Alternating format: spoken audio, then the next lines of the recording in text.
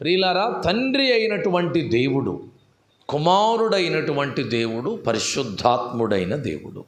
తండ్రి, కుమార, పరిశుద్ధాత్మ అని అంటారు. దీనిని గురించి రకరకాల వాదనలు ఉన్నాయి. ముగ్గురు దేవుళ్ళు అన్న టైపులో. కోడిగుడ్డులో ఎన్ని భాగాలు ఉంటాయి చెప్పండి? 3 భాగాలు ఉంటాయి. పై భాగం ఒకటి, దాని తర్వాత లోపటి భాగం ఒకటి, సెంటర్లో ఉండేటువంటి ఎల్లో కలర్ ఒకటి కదండి. కానీ టోటల్గా దాన్ని ఏమని పిలుస్తాం మనం? కోడిగుడ్డు అని పిలుస్తాం, అంతే. ఈ మూడింటిని విడగొట్టి మాట్లాడేటువంటి అవకాశం అనేది ఉండదు. ఎందుకు తండ్రి అయిన దేవునిగా, కుమారుడైన దేవునిగా, పరిశుద్ధాత్మ దేవుడిగా ఆయన పిలువబడవలసి వచ్చింది? అన్ని విషయాల్ని వివరంగా మీకు చెప్పడానికి ఇది సమయం కాదు. సాధారణంగా నిన్న మధ్యాహ్నం ఎన్ని గంటల వరకు ఉంది దగ్గర కూడిగా? 1 గంట వరకు. 1 గంట వరకు వాక్యం, అక్కడి నుంచి ప్రార్థన. అంటే నేను ఇంకా అరగంట ఉంది, అంతే. పర్వాలేదు కదా. హల్లెలూయా. థియరీ అర్థం కాకుండా ప్రాక్టికల్ ఎప్పుడు కరెక్ట్గా చేయలేం. థియరీ అంటే సబ్జెక్టు, ప్రాక్టికల్ అంటే పని చేయడం. ప్రతి స్టూడెంట్కి ముందు థియరీ అనేది చెప్తారు, తర్వాత ప్రాక్టికల్ చేపిస్తారు.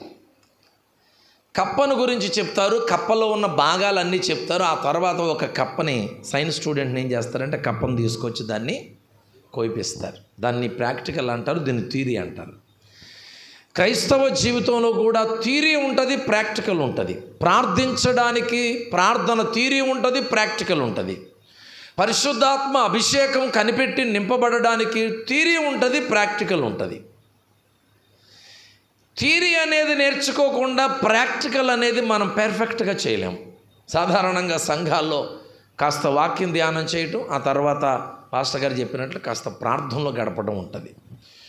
ఈ ప్రార్థనలో గడపటం అనేది మనకు ఆశీర్వాదకరంగా ఉండాలంటే ఈ వాక్యము ధ్యానిస్తున్న సమయంలో దేవుని వాక్యం మనకు అర్థం కావాలి. ఎందుకు ప్రార్థన చేయాలో అనేది అర్థం కావాలి. ఎందుకు పరిశుద్ధాత్ముని గురించి కనిపెట్టి ఆయనను పొందుకోవాలి అనేది కూడా మనకు అర్థం కావాలి. అలా అర్థం కాకుండా మనం ఏదో మాయ కింద ఉన్నామనుకోండి, అది వ్యర్థం అవుతుంది.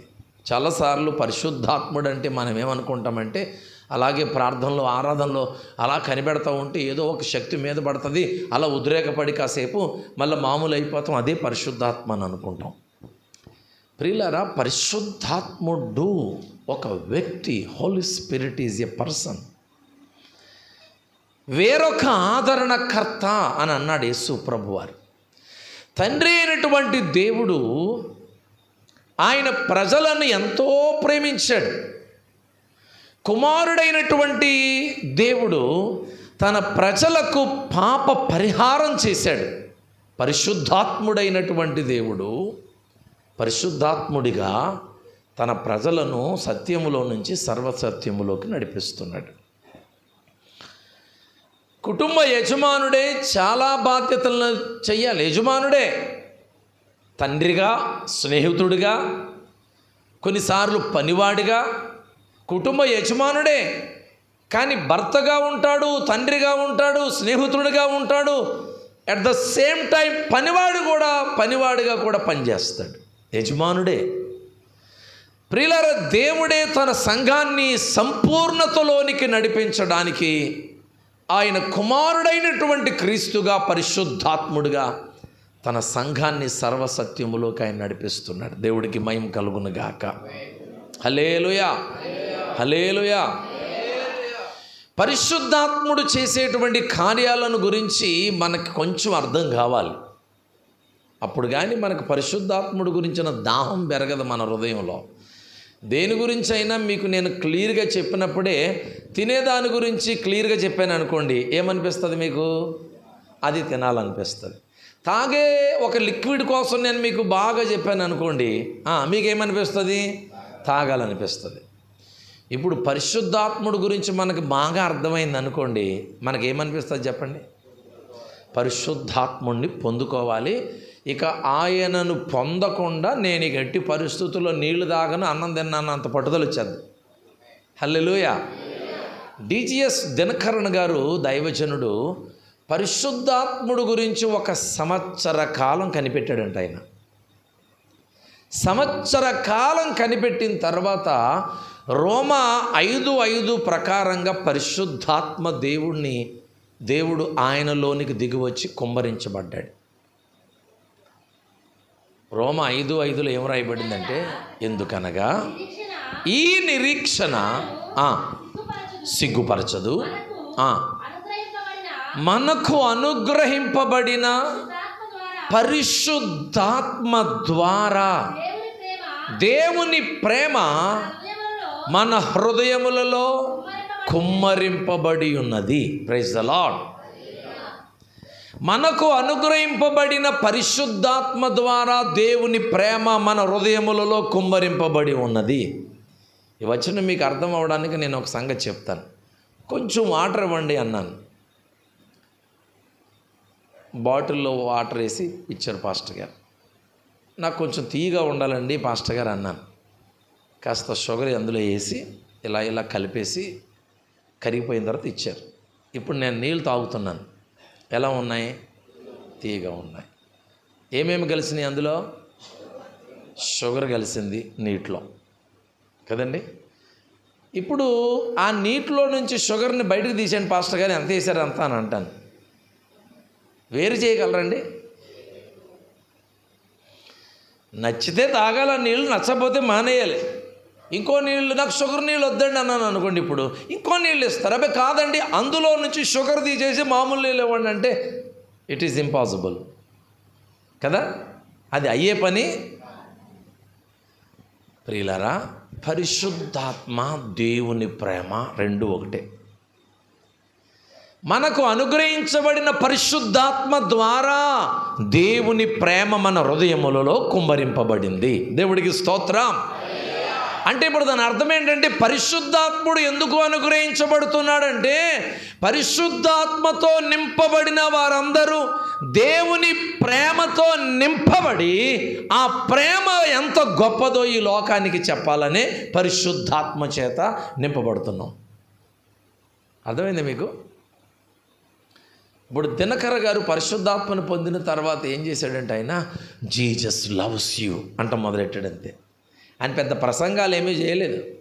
జీసస్ లవ్స్ యూ అని అంటుంటే ఆ మాట వినడానికి జిల్లా రాష్ట్రం నలుమూలల నుంచి ప్రజలు వచ్చేసేవారు. ఆయన ఏమైనా మర్మాలు చెప్పేవాడ? పోనీ జీసస్ లవ్స్ యూ అంతే, ఆ ఒక్క పదమే మాట్లాడేవారు అంతే. ఆ ఒక్క పదం వినడానికి లక్షల మంది ప్రజలు వెళ్ళేవాళ్ళు.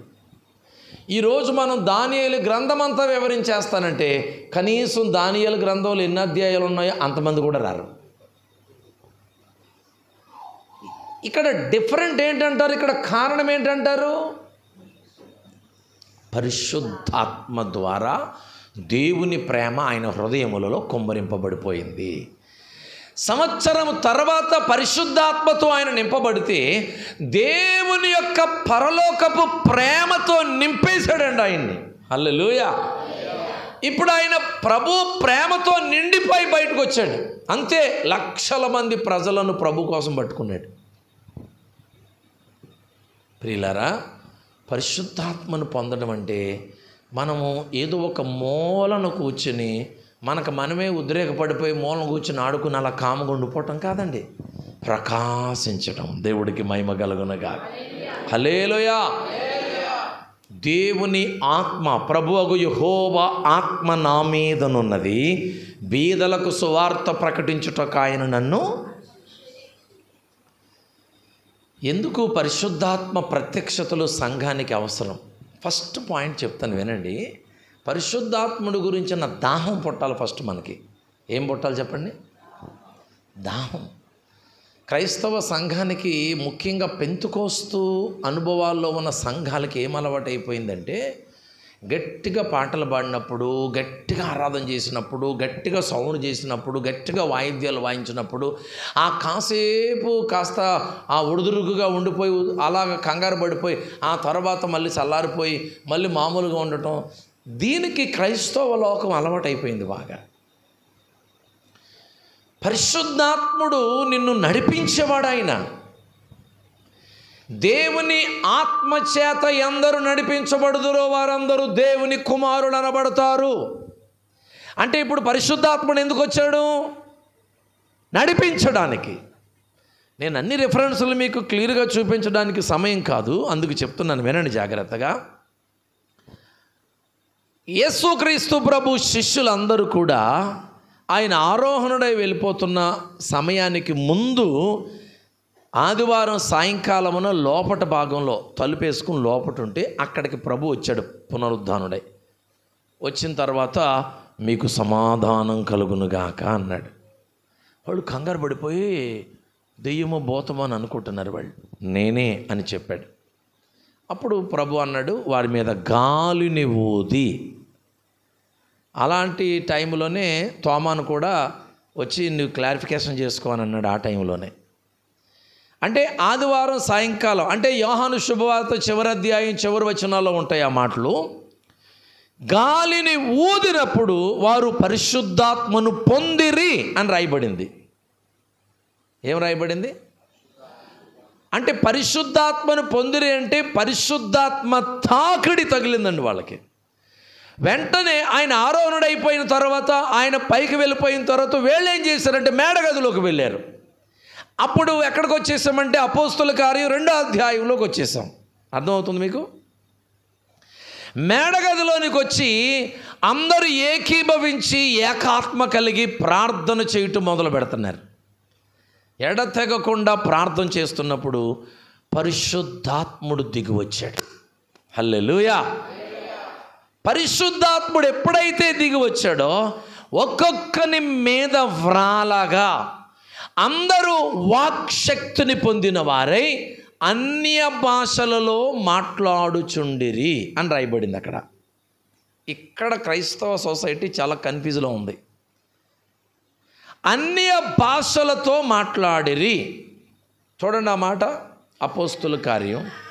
అమ్మా, అందరూ పరిశుద్ధాత్మతో నిండిన వారై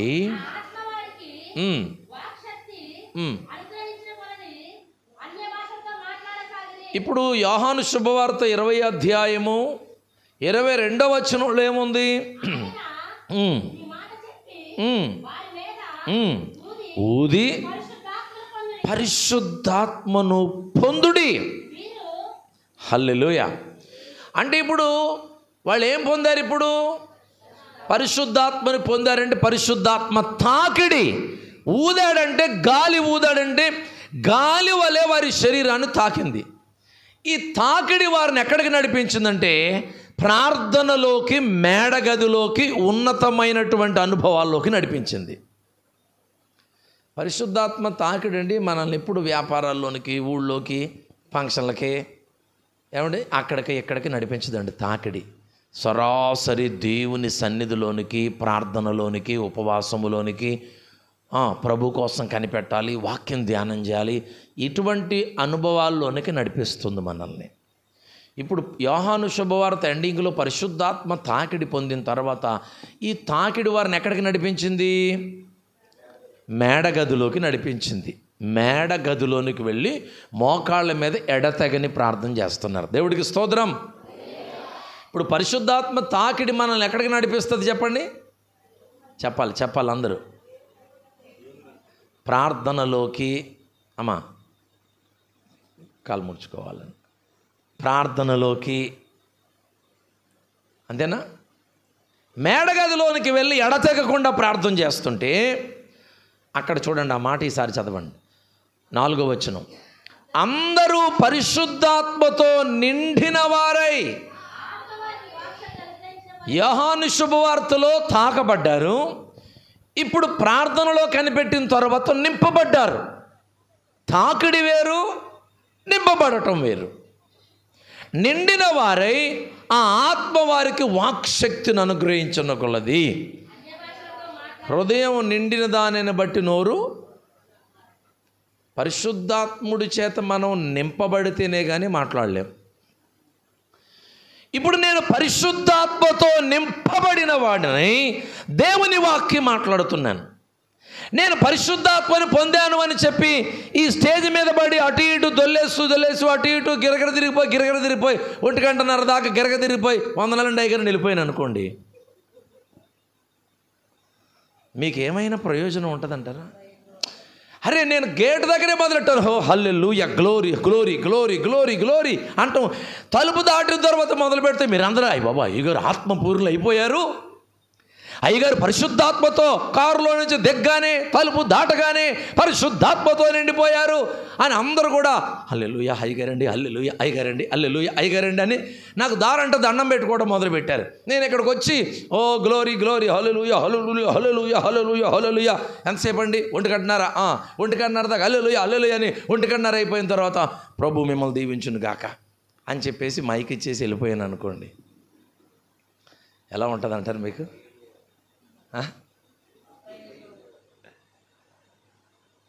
నేను పరిశుద్ధాత్మతో నింపబడలేదా? ఆత్మపూర్ణుడు కాదా?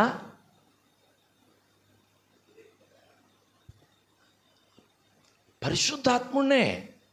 కానీ ఇప్పుడు నేను పరిశుద్ధాత్మతో నింపబడి నేనేం చేయాలంటే మీకు వాక్యాన్ని ప్రకటించాలి. హల్లెలూయా. పరిశుద్ధాత్మతో నింపబడి మిమ్మల్ని ఆరాధనలో నడిపించాలి. హల్లెలూయా. ఇంకా కాస్త బలహీనులైన వారికి అర్థం అవడానికి చెప్తాను, వినండి. కరెంటు పని నేర్చుకునేటువంటి వ్యక్తి ఫస్ట్ టైంలో ఏం చేస్తాడంటే తెలియక వైర్ పట్టుకుని టప్మని షాక్ కొట్టగానే దడాలం పడిపోతాడు కింద. ఇప్పుడు కరెంట్ షాక్ కొడుతుందండి నన్ను. ఇప్పుడు నేను ఈ కరెంటు నన్ను ఇక్కడికే పడే కుర్చీలో పడిపోతాను, ముందుకు పడేసామంటే టేబుల్ ఉంది అక్కడ తల పగిలిపోద్ది అని నేను చెప్పగలనా? కరెంటుకి అది ఎటు పడేస్తుందో తెలీదు. పోనీ నేను ఈ కరెంటును పట్టుకున్న తర్వాత అని అంటాను, కానీ హా హా హా హా అని రాగం తెస్తానండి. అంటే నేను ఏం మాట్లాడుతానో తెలియదు, ఎటు పడతానో తెలియదు, ఏమవుతానో తెలియదు. అంటే మీరు వర్ణించలేరు, ఎక్స్ప్లెయిన్ చేయలేరు. పరిశుద్ధాత్ముడి చేత మొట్టమొదటిగా తాకబడుతున్న అనుభవం కూడా అలాగే ఉంటుందండి. అసలు వాళ్ళకి తెలియదేమి, వాళ్ళు కింద పడతారో తెలియదు, మీద పడతారో తెలియదు, అటు పడతారో ఇటు పడతారో తెలియదు, డబ్బా బాబా ఏం మాట్లాడతారో తెలియదండి. అన్ని భాషలు మాట్లాడినప్పుడు చూడండి ఏం మాట్లాడతామో తెలియదు, ఎవరికి తెలియదు. ఇప్పుడు నేను కరెంట్ షాక్ కొట్టినప్పుడు ఓ అంటే అలా కనకో అని అంటే ఆపుతానా? అలా అరుస్తున్నామేంటి, అలా అరవకంటే ఓ అని అంటాను. అలా కనకరా రాగం తీరా అని అన్నాను అనుకోండి, నేను ఎలా మార్చగలనా? ఇప్పుడు నేను సెకండ్ ఎక్స్పీరియన్స్ థియరీలో జాయిన్ అయ్యాను. ఫేస్ ఏది, న్యూటర్ ఏది అని తెలుసుకున్నాను, దాని కెపాసిటీ తెలుసుకున్నాను, దానికి వాడవలసిన టూల్స్ ఏంటని తెలుసుకున్నాను, కటింగ్ బ్లేడ్ టూల్స్ ఇవన్నీ పట్టుకున్నాను. ఇవన్నీ పట్టుకుని చక్కగా వచ్చాను. ఇప్పుడు నేను అర్థమైందండి, చక్కగా వచ్చాను. వచ్చి ఇప్పుడు వైరు ఇదేమో ఈ రెడ్ ఉన్నదేమో ఫేస్ అండి, అది పట్టుకుంటే షాక్ కొడద్ది. ఇందాక తెలియక ఇక్కడ పట్టుకున్నాను. ఇప్పుడు నేను చదువుకున్నాను, నాకు థియరీ చెప్పారు, రెడ్ ఫేసు, ఈ వైట్ ఉన్నదే న్యూట్రు, ఈ వైట్ దగ్గర పట్టుకోవాలి అన్నీ చెప్పేసరికి అప్పుడు నెమ్మదిగా వెళ్ళి ఇలా పట్టుకుని జాగ్రత్తగా పనిచేస్తున్నాను. ఫ్యాన్లు తిరుగుతున్నాయి, లైట్లు వెలుగుతున్నాయి, నేను మాత్రం పడట్లేదు. ఎందుకని ఇప్పుడు నాకేమర్థమైంది? థియరీ అర్థమైపోయింది. కాబట్టి ఇప్పుడు నేను పడను, లైట్ వెలిగిస్తాను, ఫ్యాన్ తిప్పుతాను తప్ప నేను మాత్రం కొట్టుకోను. కారణం ఏంటంటే నాకు అర్థమైంది ఇప్పుడు. హల్లెలూయా. పరిశుద్ధాత్ముడి మొదటి అనుభవం ఎలా ఉంటుందంటే ఏం మాట్లాడతారో తెలియదు, కాకర బేకర కేకర బాకర అంటారు. అనకూడదని కాదు, చంటిబిడ్డకి వాడు పుట్టగానే వాళ్ళ అమ్మ దగ్గరికి వచ్చి మ్యా మ్యా మ్యా అంటాడు. పక్కనున్న వాడికి అర్థమవుద్దండి అది, కానీ వాళ్ళ అమ్మకి అర్థమవుతుంది. వాడు పాలుకి ఏడుస్తున్నాడు అంటది వాళ్ళ అమ్మ. పౌలు అదే అన్నాడు, భాషలతో మాట్లాడువాడు దేవునితో మాట్లాడుచున్నాడు. అది పక్క వాళ్ళకి ఎవరికి అర్థం కాదు. ఆ భాషలు వేరు. ఇక్కడ అపోస్తులు పరిశుద్ధాత్మతో నిండిపోయినప్పుడు వాక్శక్తి వారికి అనుగ్రహించబడింది. 5వ వచనం నుంచి కింద వరకు చదువుతుంటే చూడండి, 11వ వచనం. అరబీలు మొదలైన మనమందరమును వీరు మన భాషలతో దేవుని గొప్ప కార్యములను వివరించుట. రకరకాల భాషలు మాట్లాడేవారు అందరూ అక్కడికి వచ్చారు.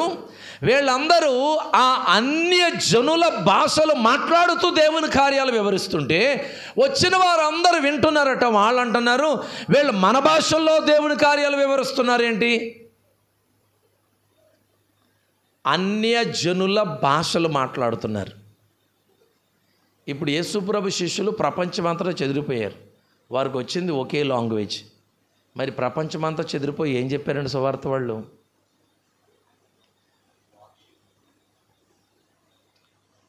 తమిళనాడు, కేరళ ప్రాంతానికి తోమా గారు వచ్చారు. తోమా గారు మాట్లాడేది అరబిక్ భాష అనుకుందాం, ఎబ్రీ భాష అనుకుందాం. తమిళనాడులో ఏం మాట్లాడతారు? తమిళ్ మాట్లాడతారు. మరి ఇప్పుడు ఈయన ఇక్కడికి వచ్చిన తర్వాత ఏం మాట్లాడాడు? తమిళ్ మాట్లాడేశాడు. అంటే వారికి వాక్శక్తి అనుగ్రహించబడింది. ఏ ప్రాంతానికి వెళితే, ఏ అన్యజనుల మధ్యలోకి వెళితే అన్యజనుల భాషలు మాట్లాడడం మొదలుపెట్టేశారు. అది వారికి అనుగ్రహించబడిన అభిషేకం అక్కడ. ఇప్పుడు సంఘం ఏమనుకుంటుందంటే, మేడగదిలో పరిశుద్ధాత్మ చేత నింపబడ్డారు కాబట్టి ఇప్పుడు పరిశుద్ధాత్మతో నింపబడ్డారు. మేడగది అనుభవం, మేడగది అనుభవం వస్తే నీకు హిందీ రాకపోయినా బొంబాయి వెళ్ళిపోయి హిందీలో వాక్యం చెప్పేస్తావు. అది మేడగది అనుభవం అంటే. అర్థమైంది మీకు? నీకు తమిళం రాకపోయినా తమిళనాడు వెళ్ళి తమిళలో మాట్లాడేస్తావు ఆటోమేటిక్గా. అది వాక్శక్తి, పరిశుద్ధాత్మని అభిషేకం అంటే. అది సామాన్యమైంది కాదండి. కాబట్టి మొదటి అనుభవం ఏంటంటే తాకిడి. రెండో అనుభవం నింపబడడం. ఇప్పుడు నింపబడిన తర్వాత వీళ్ళు ఏమయ్యారో తెలుసండి? బూదిగంతాల వరకు నడిపించబడ్డారు.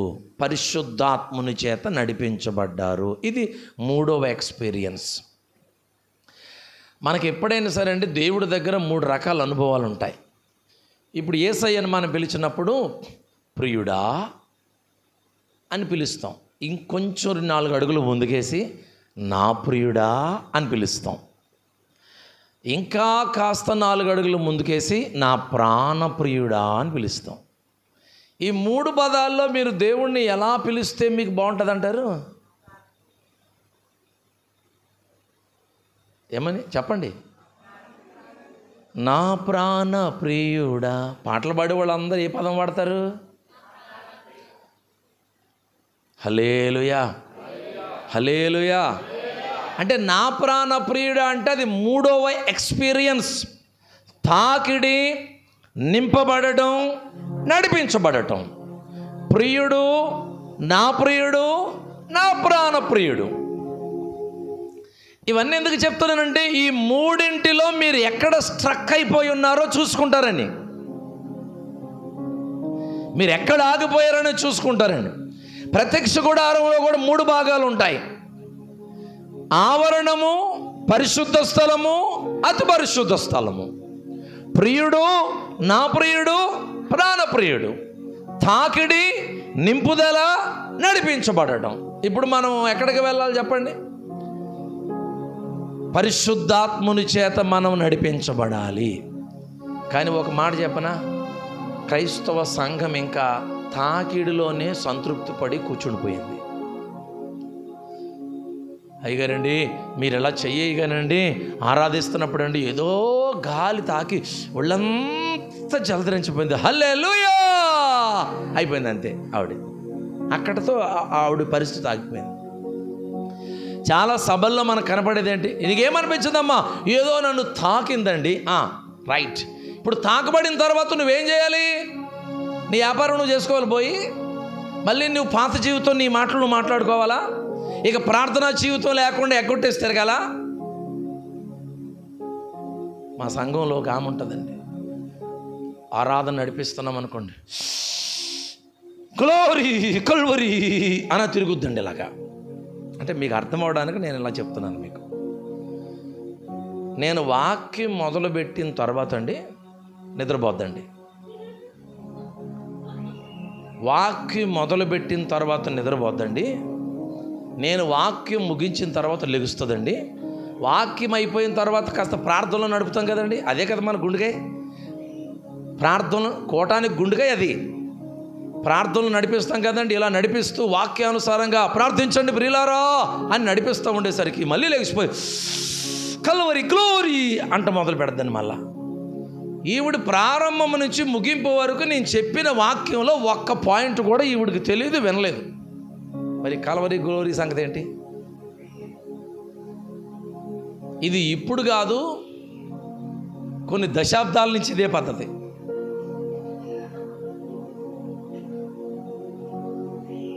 ఏమంటాం చెప్పండి? దైవత్వములో పరిపూర్ణతలోనికి వెళ్ళాలి. క్రైస్తవ జీవితం ఒక ఆచార సంబంధమైనది కాదు. లోకములు ఎలా ముద్రపడిందంటే, పెంతుకోస్తాలంటే ఇలా ఇలా ఇలా ఇలా ఊగిపోయేదో చేస్తారండి అని ఒక ముద్రపడిపోయింది పెంతుకోస్తాలంటే. ప్రియులారా, పరిశుద్ధాత్మను పొందడం పెంతుకోస్తు విధానం కాదు అది. పెంతుకోస్తు అనేది ఒక పండగ రోజు, ఆ రోజు పరిశుద్ధాత్ముడు వారి మీదకు దిగి వచ్చాడు కనుక పెంతుకోస్తు అనుభవం అనేది వాడుకలోకి వచ్చేసింది. మరి పాత నిబంధన గ్రంథంలో కూడా పరిశుద్ధాత్ముడు దిగి వచ్చాడు చాలామంది మీదకి. మరి వారిని ఏమంటాం? మోషే టీం ఉంది, టీం మీద కూడా పరిశుద్ధాత్ముడు దిగి వచ్చాడు, వారిని ఏమంటాం? యెహోషువ ఆత్మను పొందినవాడు, మరి అతన్ని ఏమంటాం? పరిశుద్ధాత్మ అనుభవం అనేది పరలోక సంబంధమైనటువంటి అనుభవాలను నువ్వు పొందుకోవడానికి దేవుని యొక్క శక్తి అది. హల్లెలూయా. ఈ లోకానికి సంబంధించిన వ్యక్తిగా కాకుండా బ్రతకడానికి దేవుని దగ్గర నుంచి వచ్చే సిగ్నల్ ఎనర్జీ పరిశుద్ధాత్ముడి శక్తి అంటే. హల్లెలూయా. ఒక వచనం మీకు చూపిస్తాం, దయచేసి చూడండి. కొరింథీయులకు రాసిన 2వ పత్రిక, అర్థం చేసుకోండి. 5వ అధ్యాయం, 2వ పత్రిక 5వ అధ్యాయము మొదటి మాట ఒకసారి చదవండి. భూమి మీద మన గుడారమైన ఈ నివాసము శిథిలమైపోయినను చేతి పని కాక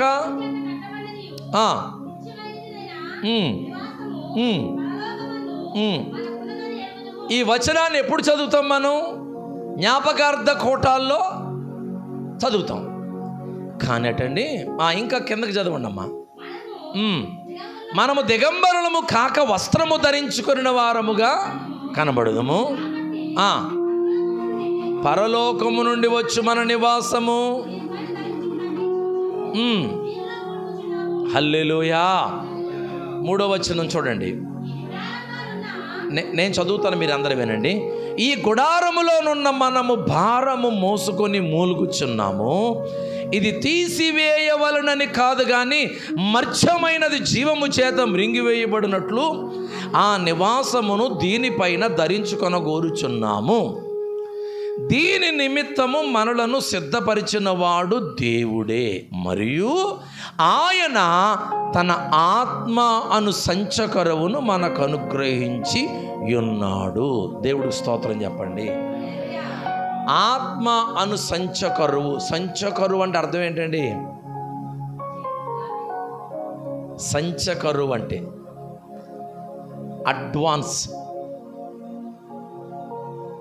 అడ్వాన్స్ ఇస్తారు చూసారు, ముందు అసలు అవ్వడానికి ముందు అడ్వాన్స్ ఇస్తారు కదా. సంచకరువు అంటే అడ్వాన్స్. ఇప్పుడు జీతం పొందుకునేవాడు ముందేం తీసుకుంటాడు? అడ్వాన్స్ తీసుకున్నాడంటే కొన్ని రోజుల్లో ఏం తీసుకుంటాడు? జీతం తీసుకున్నాడు. ఇప్పుడు పరిశుద్ధాత్ముడు ఇచ్చేది ఏంటంటే సంచకరువుగా ఉన్నాడు, అంటే మనకు అడ్వాన్స్ ఇస్తున్నాడు. ఏంటి అడ్వాన్సో తెలుసండి? మనం ఒక మహత్తరమైనటువంటి జీతం పొందుకుంటున్నాం. అదేంటి అంటే పరలోకపు ఆనందం. హల్లెలూయా. ఈ పరలోకపు ఆనందాన్ని అడ్వాన్స్గా మనకి ఇచ్చేవాడే పరిశుద్ధాత్ముడు. అమ్మా వినండి జాగ్రత్తగా, కొద్ది నిమిషాలు. అమ్మా వినండి, జాగ్రత్తగా వినండి. వాక్యం తలల మీద ముసుగులేసుకోండి అందరూ. వాక్యం మనకు అర్థమైపోయింది అనుకోండి, వాక్యం అర్థమవుతే మన జీవితాల్లో ఆనందాన్ని ఎవడ ఆపలేరు. ఇంకా ఇప్పుడు మీరు మీటింగ్ వచ్చిన వాళ్ళందరికీ గేటు దగ్గర మనిషికి 10,000 ఇస్తాను వెళ్ళినప్పుడు అన్నాను అనుకోండి, అర్థమైన వాళ్ళందరూ మోకాళ్ళు ఎలా ఉంటాయి? వెలిగిపోతాయి. అయ్య బాబోయ్, మీటింగ్కి వచ్చిన వాళ్ళందరికీ 10,000 ఇస్తారు అయ్యగారు. సరిగ్గా అర్థమైందా? 10,000 ఇవ్వాలన్నారా లేకపోతే ఇస్తానన్నారా అని ఒకరికొకరు చెప్పుకుంటారు అర్థం కాని వాళ్ళు. అర్థమైంది అనుకోండి, 10,000 ఇస్తానన్నారని చాలా జాగ్రత్తగా కూర్చుంటారు. అంటే అర్థమైతే నీ ముఖంలో ఏముంటుంది చెప్పండి? దేవుని వాక్యం కూడా మనకు అర్థమయ్యిందంటే గనక మన ఆనందాన్ని ఎవరు ఆపలేరు. హల్లెలూయా. భూమి మీద ఈ గుడారము అని మొదలుపెట్టి పరలోకములో ఉండే ఆనందాన్ని గురించి బోధిస్తున్నాడు పౌలు గారు అక్కడ. దాని సారాంశం అదే. అర్థమైందండి? మనము మహిమ శరీరాలు ధరించేసుకుంటాము. దీని నిమిత్తమే ఆత్మ అను సంచకరువును మనకు అనుగ్రహించాడు. అంటే మనం పొందబోయే పరలోకపు ఆనందాన్ని ముందు అడ్వాన్స్గా పంపించాడు భూమి మీద అనుభవించడానికి. ఆ అడ్వాన్సే పరిశుద్ధాత్మ అభిషేకం. అంటే పరిశుద్ధాత్మ ద్వారా మనం పొందుతున్న ఆనందం ఏ ఆనందమో తెలుసండి? పరలోకపు ఆనందం. అది మీకు అర్థమైందా? ఏ ఆనందం? అది పరలోకపు ఆనందం. అది భూ సంబంధమైనది కాదు. పరిశుద్ధాత్ముడు ఎప్పుడు పరలోకపు ఆనందాన్ని ఇస్తాడు కానీ భూ సంబంధమైన ఆనందం ఇవ్వడు. నా కుమారి పకోడీ పట్లం దొరికేసింది వెళ్ళిపో. పరిశుద్ధాత్ముడు అలా చెప్పడు. నా కుమారి నీకు వీసా 3వ తారీఖున వచ్చేస్తుంది వెళ్ళిపో. పరిశుద్ధాత్ముడు భూ సంబంధమైనటువంటి లాభాలు నీకు సమకూర్చడానికి రాలేదు. ఇది అర్థం చేసుకోండి ముందు. పరిశుద్ధాత్ముడు భౌతికపరమైనటువంటి ఆనందాలు ఇవ్వడానికి, భౌతికపరమైనటువంటి విధానాలు ఇవ్వడానికి నీ దగ్గరికి రాలేదు. నీకు పరలోక సంబంధమైన ఐశ్వర్యాన్ని సమకూర్చడానికి పరిశుద్ధాత్ముడు వచ్చాడు. హల్లెలూయా. మీరు ఎఫెసీ పత్రిక 1వ అధ్యాయం అంతా ఇంటికి వెళ్ళిన తర్వాత నిదానంగా కూర్చుని గ్రహింపు కలిగి చదవటం మొదలు పెడితే పరిశుద్ధాత్మ దేవుడు వచ్చింది. ఎందుకంటే యేసుక్రీస్తు ప్రభువు ద్వారా తండ్రి అయిన దేవుడు నీకు ఇచ్చిన ఐశ్వర్యం అంతా నీ దగ్గరికి తీసుకురావడానికి పరిశుద్ధాత్ముడు వచ్చాడు. ఒక్క మాటలో చెప్పాలంటే యేసయ్య నీకు బాగా అర్థం అవ్వడానికి పరిశుద్ధాత్ముడు వచ్చాడు. హల్లెలూయా, హల్లెలూయా. అర్థమైంది మీకు? కొత్త నిబంధనలో లూకా శుభవార్తలో యేసు ప్రభు ఒక ఉపమానం చెప్పాడు. ధర్మశాస్త్ర ఉపదేశకుడు వచ్చి, నిత్య జీవానికి వారసుని అయిపోవాలంటే నన్ను ఏం చేయమంటావు అని అడిగితే యేసు ప్రభు వారు చాలా విషయాలు చెప్పి, నువ్వు బోధించేది నీకు ఏం చెప్పింది అని అడిగాడు ఆయన. నీ పొరుగువాడిని ప్రేమించమని చెప్పిందండి అన్నాడు వాడు. ఎవడు నా పొరుగువాడిని అడిగాడు మళ్ళీ ఈ ధర్మశాస్త్రోపదేశకుడు. నా పొరుగువాడు ఎవడయ్యా అని అడిగితే అప్పుడు యేసు ప్రభు వారు ఒక సంగతి చెప్పారు. జాగ్రత్తగా వినండి. ఏం సంగతి అంటే, ఒక మనుషుడు యెరూషలేము నుండి యెరికోకి దిగి వెళుతున్నప్పుడు దొంగల చేత కొట్టబడ్డాడు. వాడిని కొట్టి కొర ప్రాణంతో వాడి వస్త్రాలన్నీ దోచేసుకుని కొన ప్రాణంతో వాడిని అక్కడ విడిచిపెట్టి వెళ్ళిపోయాడు. ఆ మార్గము గుండా ఒక యాజకుడు వచ్చాడు. వాడు చూసి వెళ్ళిపోయాడు. తర్వాత లేవీయుడు వచ్చాడు. వాడు చూసి వెళ్ళిపోయాడు. తర్వాత సమరయుడు వచ్చాడు.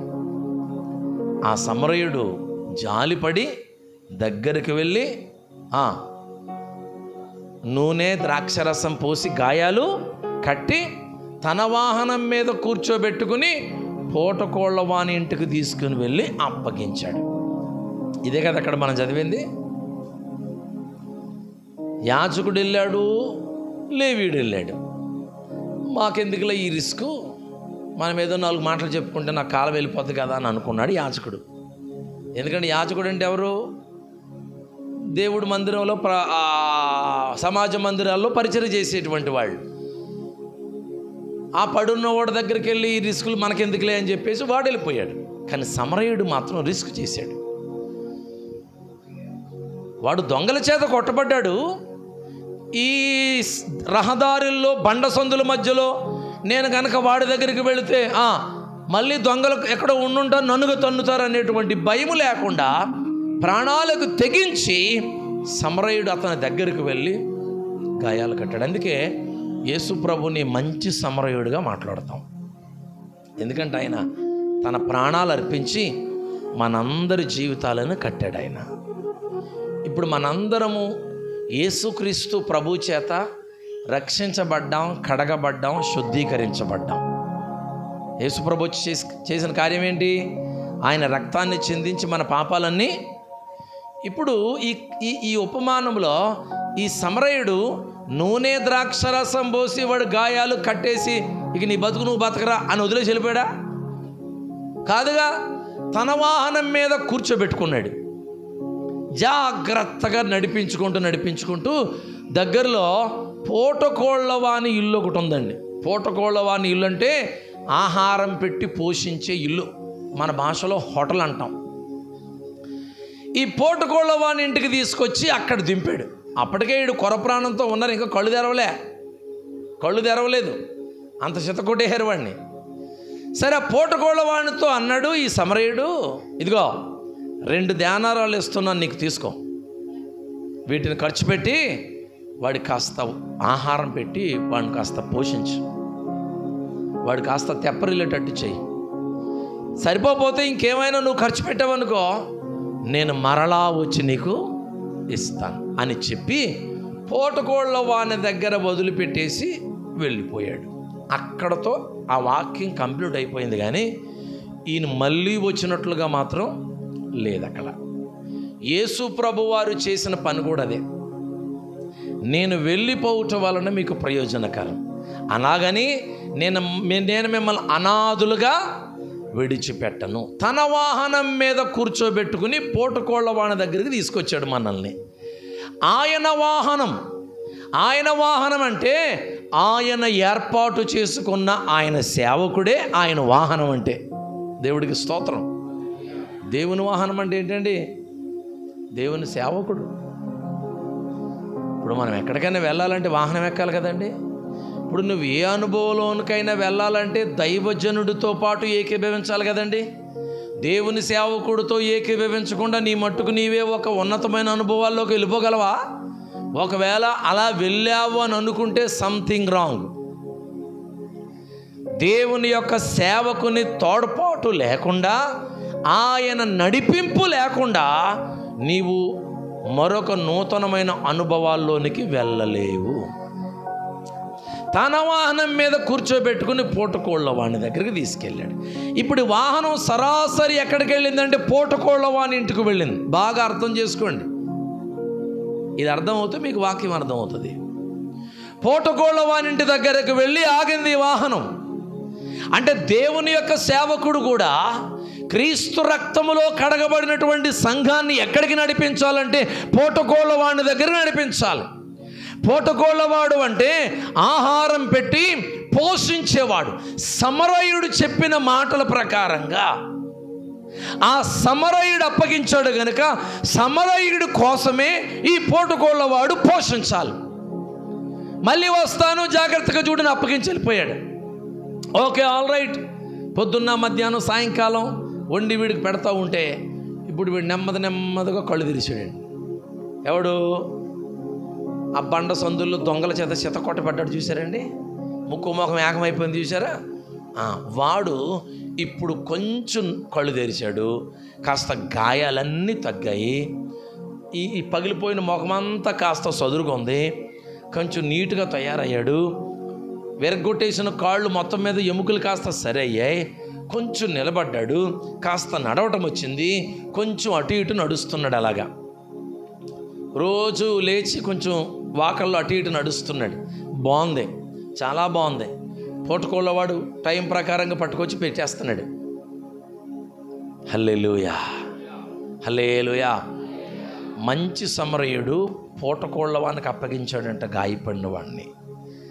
మన మంచి సమరయుడు కూడా, మన ప్రభు అయిన యేసుక్రీస్తు కూడా సంఘాన్ని పోషించడానికి, ఆదరించడానికి, సంరక్షించడానికి, సౌందర్యవంతంగా తయారు చేయడానికి కూడా పూటకోళ్ళవానికి అప్పగించాడు. ఎవరా పూటకోళ్ళవాడంటే పరిశుద్ధాత్మ దేవుడు.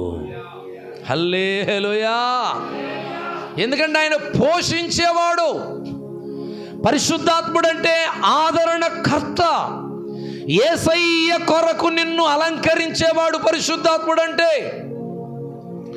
ఇప్పుడు ఈ పోటుకోళ్ళవాడు ఏం చేస్తున్నాడంటే, ఈ గాయపడొచ్చునండి, అబ్బాయి నువ్వు ఎట్టి పరిస్థితుల్లో కాంపౌండ్ వాళ్ళు దాటి ఎక్కడికి బయటికి వెళ్ళకు, నా కను సైకిల్లో నేను ఉండాలి. కాళ్ళు ఏదో కొంచెం బాగున్నాయి కదా, నడవటం వచ్చింది కదా, కళ్ళు బాగా తెరవబడ్డాయి, చూడటం వచ్చింది కదా అని నువ్వు పొరపాటున కాంపౌండ్ వాళ్ళు దాటి వెళ్ళిపోయావనుకో, నిన్ను నాకు అప్పగించినోడు మళ్ళీ వస్తానని చెప్పాడు. సమరయుడు మళ్ళీ వస్తానన్నాడు. ఆయన వచ్చేసరికి నిన్ను ఆయనకు అప్పగించాలి. నేను ఆయన ఇక్కడికే వస్తాడు తప్ప నువ్వు అటు వెళ్ళిపోతే నిన్ను ఎత్తుకుంటూ రాడు ఆయన. పొరపాటున టైం ప్రకారంగా పెడతాను, తినేసి కాంపౌండ్ వాళ్ళను తిరుగు. నన్ను వదిలిపెట్టి కానీ, ఈ కాంపౌండ్ వాళ్ళు వదిలిపెట్టి కానీ, ఈ ఉనికి, నా ఉనికి ఉన్నటువంటి ఈ సన్నిధి వదిలిపెట్టి ఎక్కడ వెళ్ళమాక. అలాగేనండి. పొరపాటున ఎక్కడికి వెళ్ళమాక. కాళ్ళు బాగా నడిచినప్పుడు పరిగెట్టాలనిపిస్తూ ఉంటుంది, అలాంటప్పుడు కూడా ఎక్కడికి వెళ్ళకు. అలాగేనండి. అటు ఇటు తిరుగుతూ ఉన్నాడు, టయానికి భోంచేస్తున్నాడు, అటు ఇటు తిరుగుతున్నాడు. ఒక రోజు ఏమనిపించిందంటే, పోటకోళ్ళవాడా, నన్ను నీకు అప్పగించిన ఆయన ఎలా ఉంటాడంటావు? చూసావా ఆయన నువ్వు? ఆయన ఎలా ఉంటాడా? ఎత్తైన మనిషి, ఆయన కన్నులు గొప్ప కన్నుల్లా ఉన్నాయి. ఇంకా ఇంకా ఇంకా మధ్యాహ్నం భోజనం టైం అని తిరుగు, తర్వాత చెప్తాను అని భోజనం పెట్టేసింది. మళ్ళీ 3ంటికి మళ్ళీ వచ్చాడు. పోటకోళ్ళవాడా, ఆయన వస్త్రాలు ఎలాగుంటాయి? తెల్లనివై తగ తగ తగ తగ మెరుస్తూ ఉంటాయ్యా. అగ్ని జ్వాలల్లాంటి కన్నులు కలిగినోడయ్యా ఆయన. నాకు అసలు మాటలు దొరకట్లేదు అని గుర్తొచ్చినవన్నీ చెప్తున్నాడు. అలాగా. మళ్ళీ సాయంకాలం అడుగుతున్నాడు. ఆయన మాట ఎలాగుంటుంది? నదీ ప్రవాహం వలె, సముద్ర తరంగాల వలె ఉంటుంది ఆయన మాట. అలాగా. ఎప్పుడు వస్తానన్నాడు? వస్తానన్నాడు. నిజంగా వస్తాడు? నిజంగా వస్తాడు. నాకెందుకు ఆయన చూడాలని ఉంది. మరి మీ ఇంటికి వెళ్ళవా? అక్కర్లేదండి, మా వాళ్ళు ఎవరు నాకు అక్కర్లేదు. ఎందుకు? నేను యెరూషలేము వదిలిపెట్టి యెరికోకి వెళ్తున్నప్పుడు అటు యెరూషలేము వదిలేశాను, అటు యెరికోకి వెళ్ళలేదు. ఈడు ఇంకా రాలేదేంటని యెరికోలో ఉన్న వాళ్ళని ఎదురు రావాలి కదా నాకు. రాలేదు అంటే వాళ్ళకి నేనంటే పట్టింపు లేదు. పోనీ కడకెళ్ళాడా లేదా అని యెరూషలేములో ఉన్న వాళ్ళైనా మళ్ళీ వెనకాల రావాలి కదా నన్ను ఎత్తుకుంటా. వాళ్ళు కూడా రాలేదు అంటే వాళ్ళకి నేనంటే పట్టింపు లేదు. ఆ మంచి సమరయుడు వచ్చాడు కాబట్టి సమయానికి సరిపోయింది. నా ముఖం పచ్చడైపోయి కాసేపులో చచ్చేలాగా నేను తయారవుతే ఆ మంచి సమరయుడు పాపం ఎంత మంచోడో, ఆయనతో నాకు పరిచయం లేదు, నాకు సంబంధం లేదు, పొన్నా నా దగ్గర ఇంకేమన్నా మిగిలినవి అంటూ లేవు, మిగతా అన్నీ వాళ్ళే దోచేసుకున్నారు, ఏమీ లేదు, సచ్చిన కుక్కలాగా పడున్నాను అక్కడ నేను. అటు యెరూషలేములో మా వాళ్ళు ప్రేమించలేదు, ఇటు యెరికోలో మా వాళ్ళు ప్రేమించలేదు. బహుశా అది అత్తగారిది, ఇది అమ్మగారిది అయి ఉంటుంది. అడిగి ఆ వైపులు పట్టించుకోలేదు, ఈ వైపులు పట్టించుకోలేదు. పోయాడు రా దరిద్రం వదిలేందిరా అని అనుకున్నారు. కానీ నాకు సంబంధం లేని మనిషి, నేనెవ్వరో తెలియని మనిషి నా దగ్గరకు వచ్చి నా గాయాలు కట్టి, పోనీ ఏదో కట్టేసి నన్ను అలా వదిలేయలేదు, అనాథగా తీసుకొచ్చి నన్ను నీకు అప్పగించాడు. నువ్వేమో అద్భుతమైనటువంటి భోజనం పెట్టి ఈ కురిపిగాగా ఒక భయంకరమైనటువంటి ఆకారములో ఉన్నటువంటి నన్ను ఇంత సౌందర్యవంతుడుగా మార్చావయ్యా. అందుకు ఇంకా నేను యెరూషలేము వెళ్ళను, యెరికోకి వెళ్ళను. ఆ సమరయుడిని చూసి ఆయనతో పాటు వెళ్ళిపోతాను ఇక నేను. హల్లెలూయా. ఆయనతో పాటు వెళ్ళిపోతాను. ఆయన ఎక్కడ ఉంటే అక్కడ ఉంటాను. ఆయన ఉండే స్థలములోనే నిరంతరము ఉంటాను. నా నిర్ణయం అదంతే. ఇప్పుడు మనం ఆ ప్లేస్లో ఉన్నాం. సంఘం ఆ ప్లేస్లో ఉంది. నీవు రోగాల చేత, వ్యాధుల చేత, ఇరుకుల చేత, ఇబ్బందుల చేత అందరి చేత ద్వేషించబడి హేళన చేయబడి ఇక నువ్వు చచ్చారా, చచ్చిపోయిన తర్వాత ఎత్తిపడేద్దామరా అనుకున్నారు అందరూ కూడా. అలాంటి టైంలో మంచి సమరయుడైన యేసుక్రీస్తు నిన్ను దర్శించాడు. నిన్ను దర్శించి అలాగ అనాథగా నిన్ను వదిలేయలేదు, కానీ నిన్ను తీసుకొని వచ్చి పోటకోళ్ళవాడు అనే పరిశుద్ధాత్మ దేవుని సన్నిధిలో తన వాహనం మీద కూర్చోబెట్టి, అంటే మంచి దైవజనుని నీకు ఇచ్చి, సంఘాన్ని సహవాసాన్ని ఇచ్చి, ఈరోజు నీ ఆత్మీయ జీవితానికి సౌందర్యం ఏర్పడేలాగా చేశాడు పరిశుద్ధాత్ముడు. ఒక మాట చెప్పనండి, ఒడిశా ప్రాంతాల్లో చాలామందికి దేవుడి కోసం తెలియదండి.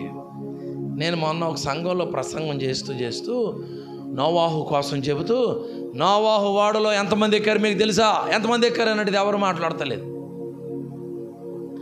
నేను అన్నాను, ఎంతమంది ఎక్కారు, నువ్వు ఎక్కకపోతే నేను ఎక్కలేదని అన్నాడు ఆయన. నోవాహు వాడలో ఎంతమంది ఎక్కారు అన్న మాట కూడా తెలియదండి వాళ్ళకి. సంఘం అది అంటే ఎంత భయంకరమైన స్థితుల్లో ఉన్నారు చూడండి వాళ్ళు. ఆధ్యాత్మిక సౌందర్యం లేదు వాళ్ళ జీవితంలో. కానీ దేవుడు మనకైతే ఆధ్యాత్మికమైన సౌందర్యాన్ని మనకిచ్చాడు. అందంగా పాడగలం, ప్రభువుని స్తుతించగలం. హల్లెలూయా. నీ జీవితంలో ఇంత పరిపూర్ణత, ఇంత మెరుగులు దిద్దడానికి కారణం ఎవరు చెప్పండి? పరిశుద్ధాత్ముడు నిన్ను పోషిస్తున్నాడు తన సేవకుడి ద్వారా. దేవుడికి స్తోత్రం. పోటకోళ్ళవాడు నిన్ను పోషిస్తున్నాడు.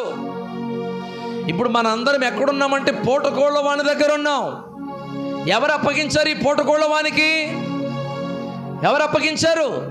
సమరయుడు. పోటకోళ్ళవానికి అప్పగించింది సమరయుడు. ఇప్పుడు పరిశుద్ధాత్మ దేవుని సన్నిధిలోకి, అనగా సంఘము, సహవాసము, దైవజనుడు, పరిశుద్ధాత్ముని సన్నిధి, ఈ అనుభవాల్లోనికి యేసుక్రీస్తు ప్రభు మనల్ని అప్పగించాడు. ఆయన త్వరలో రాబోతున్నాడండి. ఆ మంచి సమరయుడు మరలా. ఇప్పుడు మనం ఎవరి కోసం ఎదురు చూడాలి చెప్పండి? ఇక్కడ ఉండి ఎరుకో కోసమా, యెరూషలేము కోసమా? చెప్పండి. మరి ఎరుకో సంగతి, యెరూషలేము సంగతి ఇంక అనవసరం మనకి. ఎరుకో శాపగ్రస్తమైంది, యెరూషలేమేమో దేవుడిచ్చింది. ఇక మనం దేవుడిచ్చాడు కదా అని దానికోసం బతకూడదు, లోకం కోసం బతకూడదు. అర్థమైందండి? దేవుడు నాకు ఆస్తులు, అంతస్తులు, పిల్లల్ని, జల్లల్ని అన్నీ ఇచ్చేశాడు, హల్లెలూయా అని వాటి కోసం బతకూడదు. అంటే యెరూషలేము కోసం బతకూడదు, ఎరుకో కోసం బతకూడదు. దేవుడు నాకు అన్నీ ఇచ్చాడు కదా అని వాటి కోసం నువ్వు బతకూడదు, శాపగ్రస్తమైన లోకం కోసం నువ్వు బ్రతకూడదు. నా ప్రభువు రాబోతున్నాడు, నేను ఆయన ముఖాన్ని చూడాలి. హల్లెలూయా. నా గాయాలు కట్టునవాడు ముఖం ఎలాగుంటుందో నేను చూడాలి. నువ్వు చూడాలంటే బాయ్ ఈ పొలిమేరలు దాటి ఎక్కడికి వెళ్ళకు, నువ్వు పోటకోళ్ళవాడు అంటున్నాడు. నువ్వు గనక నన్ను విడిచిపెట్టి వెళ్ళిపోయావనుకో, మంచి సమరయుడు ఎప్పుడు వస్తాడో తెలియదు. ఆ సమరయుడు ఆయన వచ్చేసరికి నువ్వు ఉంటే నిన్ను తీసుకెళ్తాడు ఆయన ఉండి చోటుకి.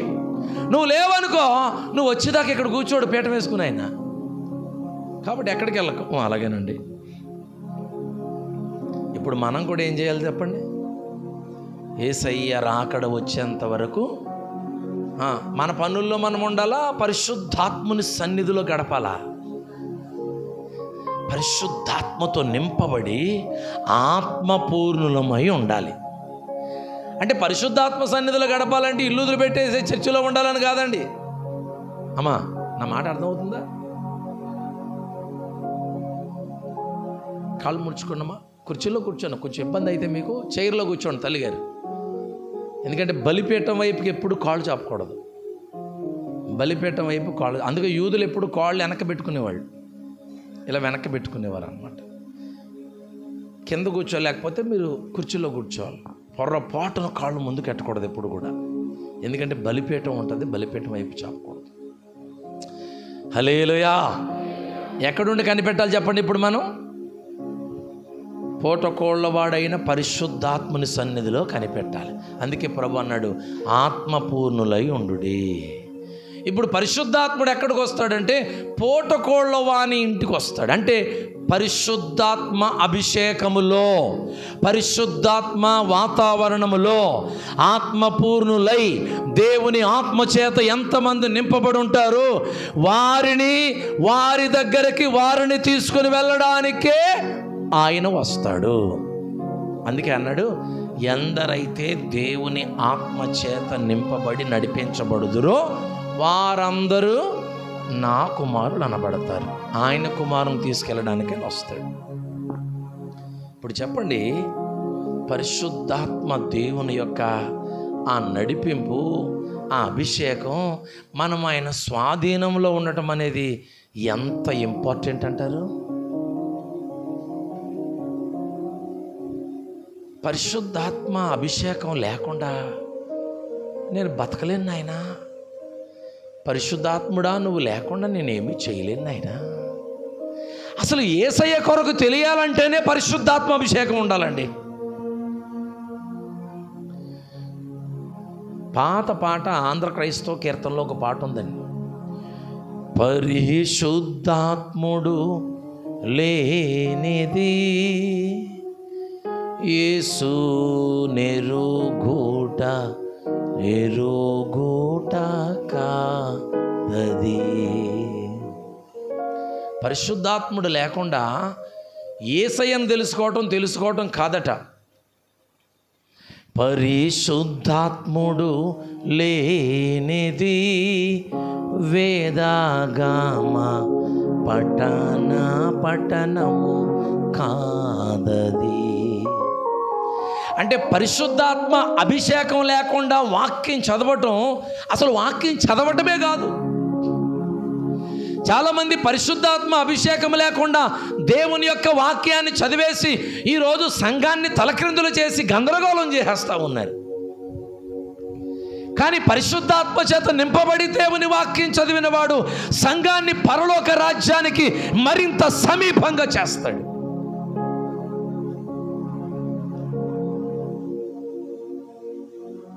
తాకబడాలి, నింపబడాలి, నడిపించబడాలి. ఎందరైతే నడిపించబడుదురో వారు దేవుని బిడ్డలు అన్నాడు దేవుడు. ఇప్పుడు మీరు తాకబడే అనుభవంలోనికైనా వచ్చారా, నింపబడే అనుభవంలోనికైనా వచ్చారా, నడిపించబడుతున్నారా? పరిశుద్ధాత్ముడు ఎలా నడిపిస్తాడంటారు? చిన్న ఎగ్జాంపుల్ చెప్తాను చూడండి మీకు. పాల్ యాంగిచో అనే దైవజనుడు దక్షిణ కొరియా దేశంలో ప్రపంచంలోనే పెద్ద సంఘ కాపరి. ఆయన అర్థమైంది మీకు? ప్రపంచంలోనే పెద్ద సంఘ కాపరి. ఆయన సంఘంలో చాలామంది విశ్వాసులు పరలోకం ఆడతా పాడతా ఇల్లు వచ్చేస్తూ ఉంటారంట. అంటే వాళ్ళ అనుభవాలు చూడండి ఎట్లా ఉన్నాయో. ఆ సంఘంలో ఉన్న వాళ్ళని చాలాసార్లు ప్రభు పరలోకం తీసుకెళ్ళి చూపించి తీసుకొచ్చాడంట. అంత ఎక్స్పీరియన్స్ వాళ్ళకి. సరే, ఆ సంఘంలో ఉపవాస కూడికలు జరుగుతున్నాయటండి. ఉపవాస ప్రార్థనలు జరుగుతుంటే ఒక అమ్మ ఉందట. తన భర్తకు రక్షణ లేదండి ఇంకా. కానీ ఈమె మాత్రం పరిశుద్ధాత్మ చేత నింపబడి దైవ ప్రత్యక్షతలు కలిగి దేవుని ఆత్మచేత నడిపించబడుతుంది. పరిశుద్ధాత్మ దేవుడు బోధిస్తాడు ఏం చేయాలో ఏంటో అన్నీ పరిశుద్ధాత్ముడు బోధిస్తూ ఉంటే ఆ సిగ్నల్స్తో నడుస్తూ ఉంటుంది అన్నమాట. ఈమె అంత అనుభవం కలిగిన ఆమె. ఈమెకు పరిశుద్ధాత్ముడు స్వరం ఎలాగుంటుందో కూడా తెలుసు ఈమెకి. ఒకరోజు కూటానికి వెళ్ళిపోయింది, వస్తుంది. వాళ్ళ భర్త అన్నాడు, ఇదిగో డబ్బు పట్టుకొచ్చాను, జీతం డబ్బులు పట్టుకొచ్చి బీరువాలో పెట్టాను, దొంగలు పడుతున్నారంటే జాగ్రత్త, నువ్వు ప్రార్థన అంటే వెళ్ళిపోయావనుకో డబ్బులు ఉన్నాయి ఇంట్లో, జాగ్రత్త అన్న సంగతి భార్యకు వార్నింగ్ ఇచ్చాడు.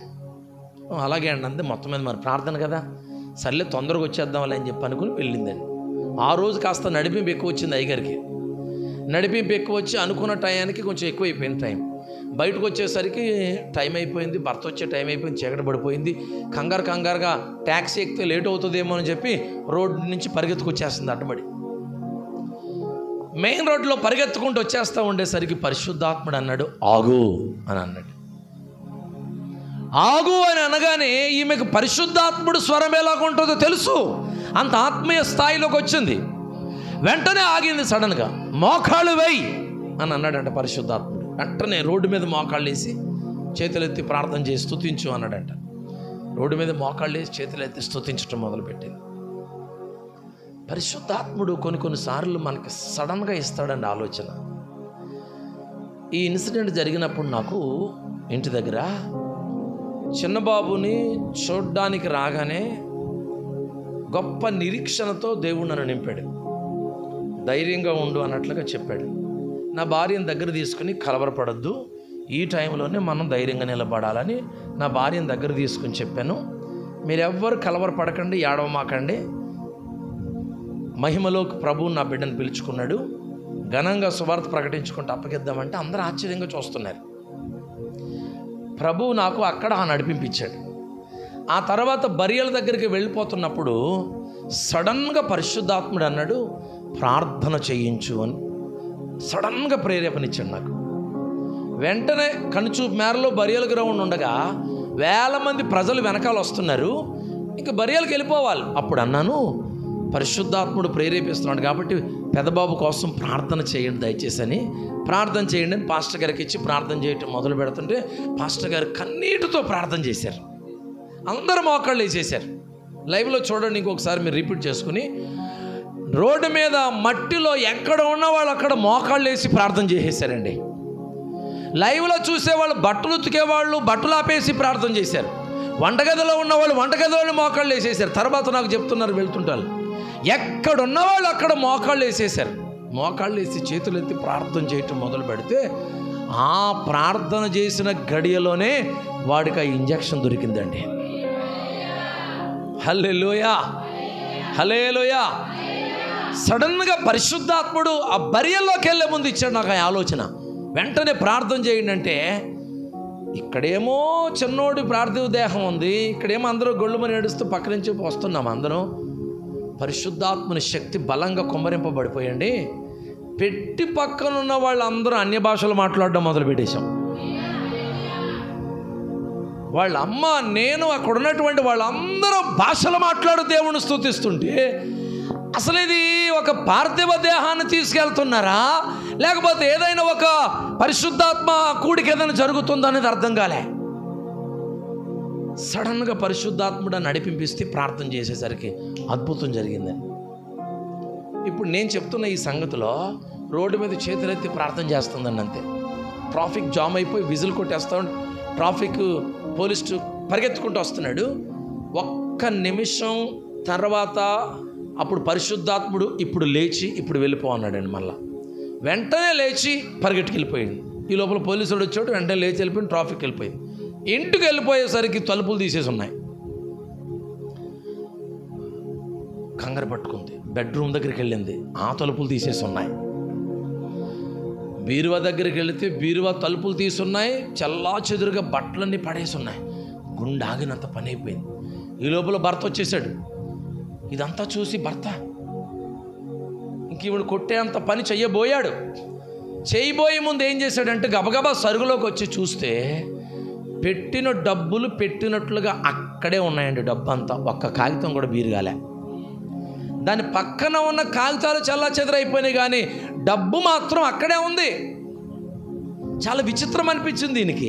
పక్కనే ఉన్న బట్టలు మాత్రం కదిలిపోయాయి, డబ్బు మాత్రం కదలలేదేంటి అని అన్నప్పుడు పరిశుద్ధాత్ముడు మరలా ఆమెతో మాట్లాడుతున్నాడు.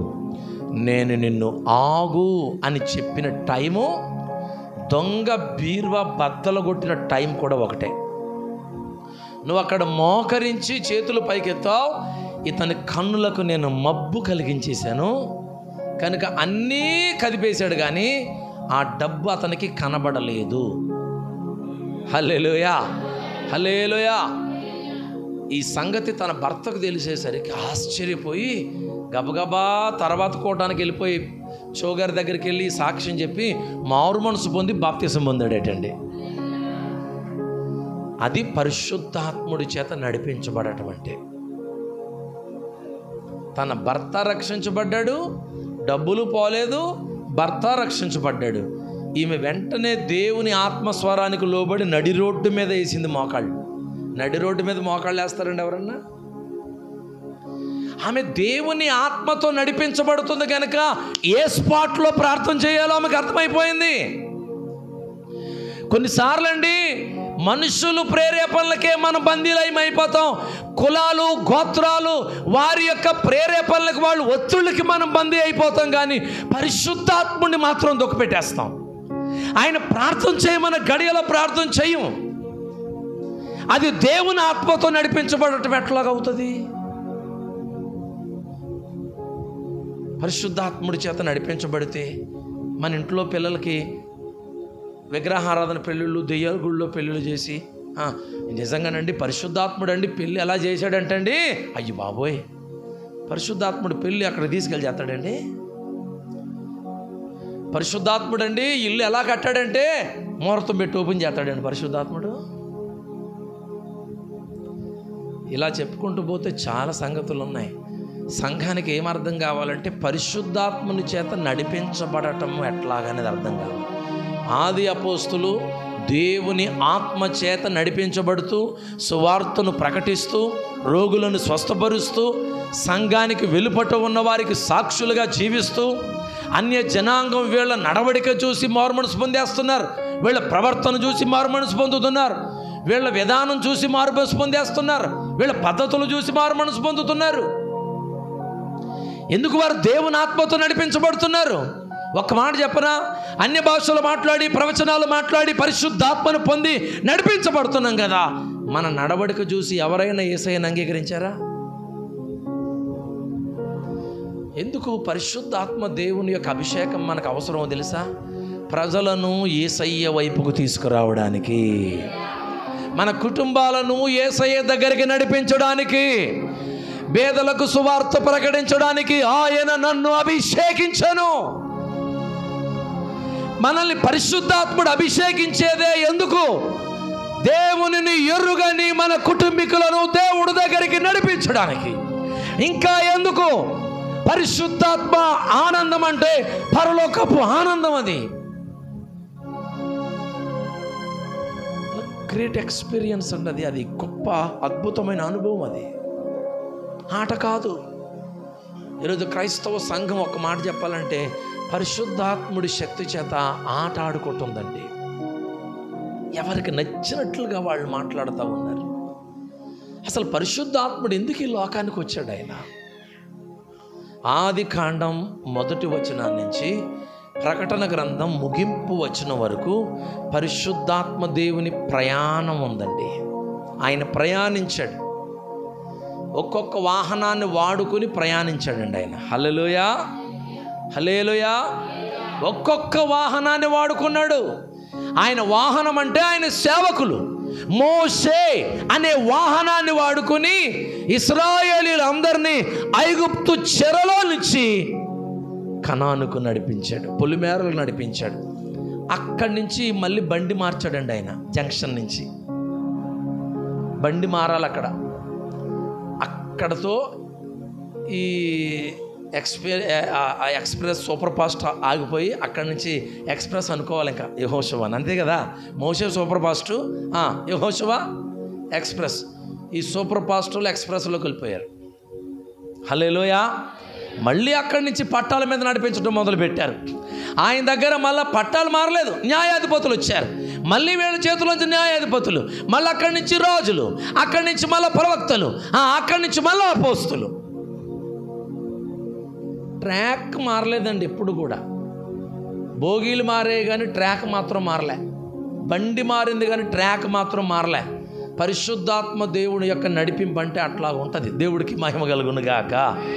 సేవకుడు మారుతాడేమో కానీ నడిపింపు మారదు. స్తోత్రం చెప్పండి గట్టిగా. వాక్యం బోధించే దైవజనుడు మారుతాడేమో కానీ నడిపింపు మారదు. ఈరోజు సంఘాల్లో 4-5 రకాల దైవజనులు వస్తే ఒక ఆయన ఒకటి చెప్తాడు, ఒక ఆయన ఇంకోటి చెప్తాడు, ఇంకొక ఆయన ఇంకోటి చెప్తాడు.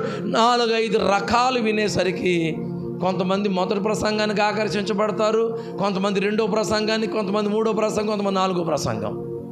అప్పుడు ఏం జరుగుతుంది తెలుసండి?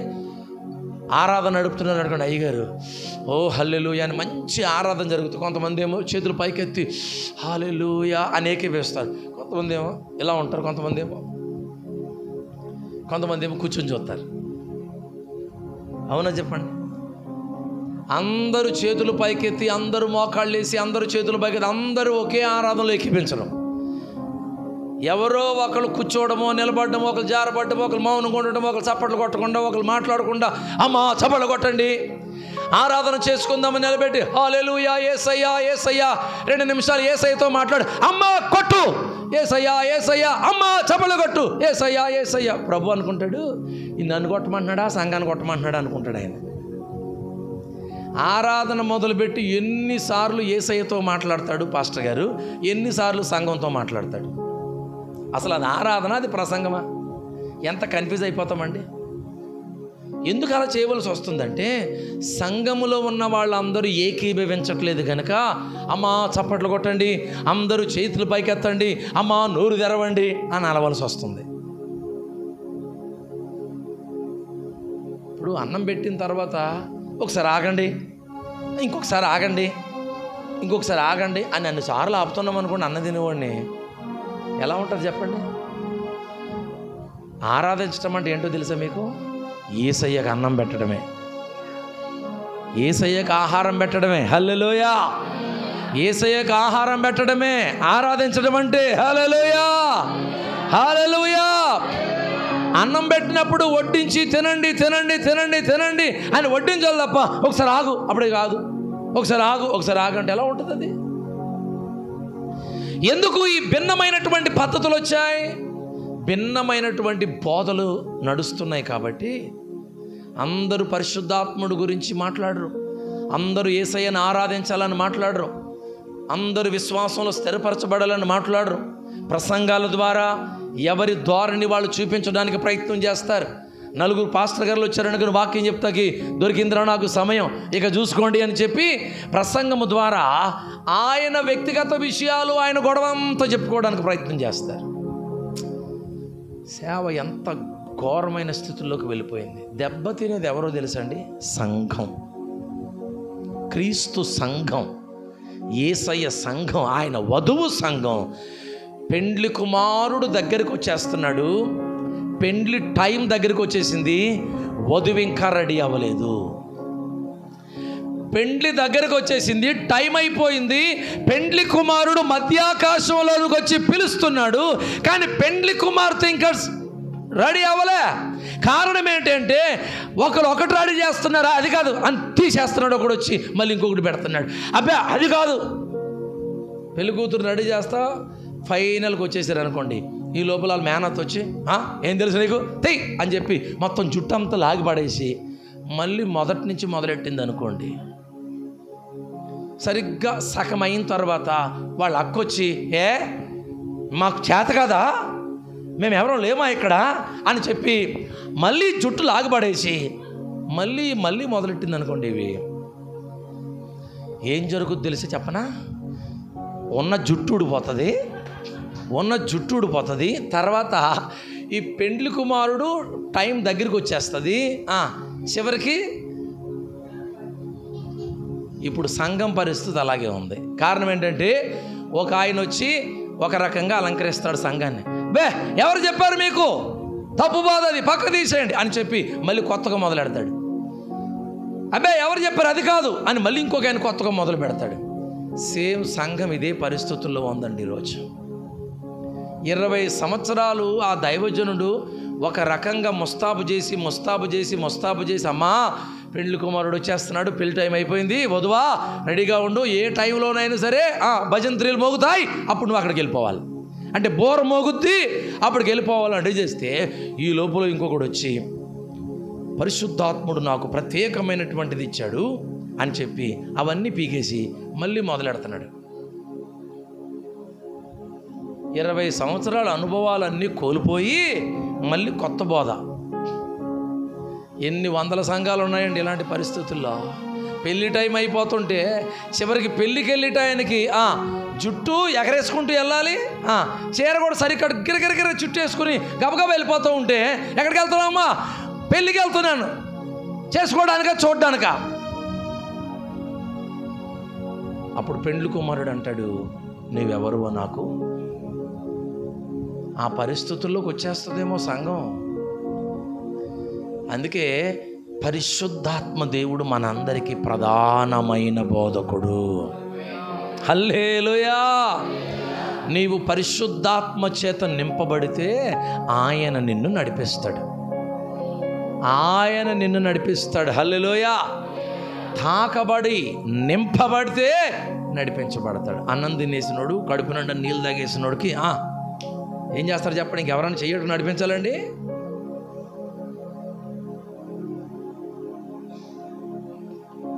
చివరిగా ఒక వచనం చదవండి. యోహాను పత్రిక, మొదటి యోహాను పత్రిక 2వ అధ్యాయము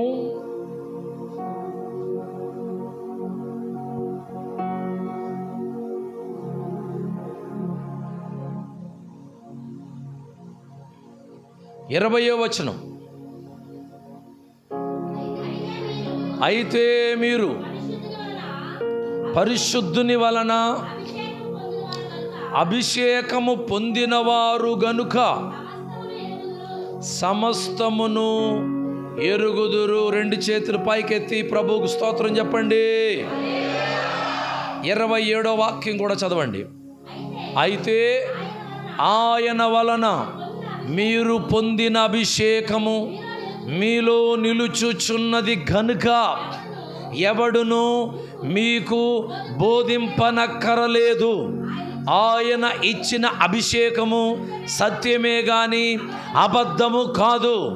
అది అన్నిటిని గురించి మీకు బోధించుచున్న ప్రకారముగాను ఆయన మీకు బోధించిన ప్రకారముగాను ఆయనలో మీరు నిలుచుచున్నారు. దేవుడికి స్తోత్రం చెప్పండి. పరిశుద్ధాత్మ దేవుని యొక్క అభిషేకము మీలో నిలుచుచున్నది గనుక మీకెవరు బోధింపక్కర్లేదు, ఎవరు నడిపించక్కర్లేదు. ఆయనే మిమ్మల్ని నడిపిస్తాడు. హల్లెలూయా. ₹1,00,00,000 కారు అనుకోండి, ఇంధనం లేదనుకోండి, దాన్ని గంటాలా లేదా? ₹1,00,00,000 కారు, ఏం లేదు, ఇంధనం లేదు, అప్పుడు ఏం చేయాలి? దాన్ని గంటాలంతే. ఇక్కడి నుంచి అక్కడికి వెళ్ళాలన్నా గంటాలంతే. ఏం లేదు దానికి. కొంతమంది అండి ₹1,00,00,000 ఖరీదు చేసేటంత క్రైస్తవ జీవితం కలిగి ఉంటారు. కానీ ఒకళ్ళు గంటాల వాళ్ళ. ఎందుకంటే ఏం లేదు, ఇంధనం లేదు. మనకి ఇంధనం పరిశుద్ధాత్మ దేవుని అభిషేకం. హల్లెలూయా. ఆ పరిశుద్ధాత్మ దేవుని అభిషేకము నీలో ఉందనుకోండి. ఇప్పుడు పెట్రోలు 4 చుక్కలు జిమ్మనుకోండి, కారు మీద వెళ్ళిపోద్దండి కారు. మరి ఏం చేయాలి? ఆ పెట్రోల్ ఎక్కడ వేయాలి? టిన్లో పెట్టుకుని సీట్లో పెట్టుకుని వెళ్ళిపోదా? అసలు మనలో మనమాట టిండి నిండా నింపుకుని ఓ 30 లీటర్ల పెట్రోలు సీట్లో పెట్టామనుకోండి వెళ్దా కారు. పోనీ డిక్కీలో పెట్టామనుకోండి వెళ్దా కారు. అదేంటండి? ఎవరైనా వచ్చారు, అబ్బాయి కారు ఎందుకు నడుస్తలేదు? పెట్రోల్ లేదా కారులో? ఉందండి. మరి ఎందుకు నడుస్తలేదు? ఏమైందయ్యా? పెట్రోల్ లేదా? ఉందండి. మరి ఎందుకు నడుస్తలేదు? కారులో పెట్రోలు ఉంది లేదా? కానీ ఉండవలసిన ప్లేస్లో లేదు. హలో, నీకు అర్థమైంది ఇప్పుడు? ఇంకెందుకు అర్థం కాదు ఎంత తేడాగా చెప్తే? కారులో పెట్రోల్ ఉంది, 30 లీటర్ పెట్రోల్ ఉందండి, మరి ఎందుకు నడుస్తలేదు? తీరా డోర్ తీసి చూస్తే సీట్లో ఉంది టిన్ను. పెట్రోలు ఎంత ఉంటే ప్రయోజనం ఏంటో అక్కడ పెట్టుకుంటే? అది ఉండవలసిన ప్లేస్లో ఆ పెట్రోలు ఆ ట్యాంకులో పోస్తే అక్కడి నుంచి నరాల్లో నుంచి రక్తం పరిగెట్టినట్లుగా వైర్లో నుంచి ఇంజన్లోనికి ఆ పెట్రోల్ వెళ్ళి దాని పవర్ తోటి ముందుకు గంటుద్ది బండిని. దేవుడికి స్తోత్రం. హల్లెలూయా.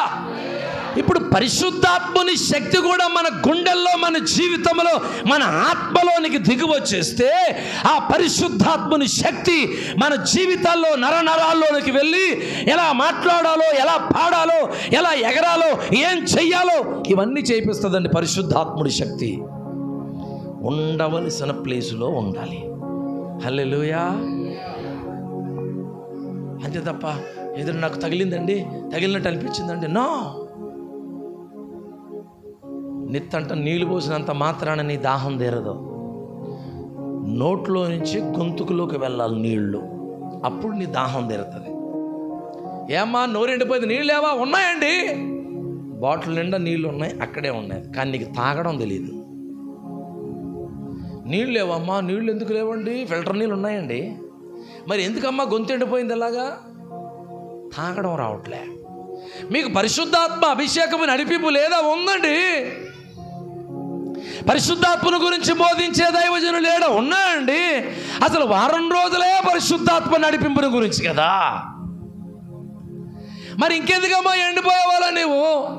ఇంకా నా పొలము, నా బంగ్లా, నా పిల్లలు, నా చెల్లలు, ఇంకా నా ఆస్తి, నా బంగారము, నా వెండి, నా పట్టు చీరలు, ఏందమ్మా పరిశుద్ధాత్మ నడిపింపు లేదా నీకు? ఉందండి, నేను భాషలు మాట్లాడుతానండి.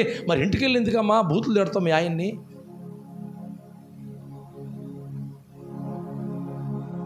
అబద్ధాలు ఎందుకు మాట్లాడవమ్మా? లేదండి నేను భాషలు మాట్లాడతానండి గుళ్ళో. మరి ఇంటికాడ ఏం మాట్లాడతామండి?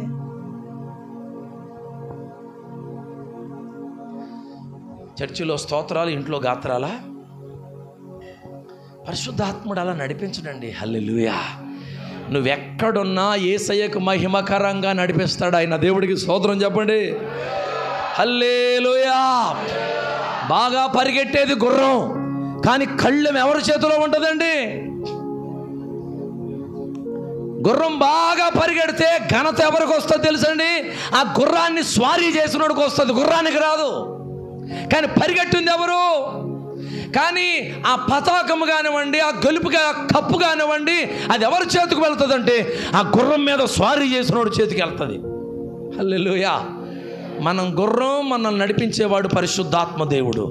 సమస్త మహిమ ఘనత ప్రభావం ఆయనకే చెల్లాలి. మన ద్వారా ఏ కార్యాలు జరిగిన మహిమ దేవుడికి వెళ్ళాలి. మన ద్వారా ఏ అద్భుతాలు జరిగిన మహిమ దేవుడికి వెళ్ళాలి.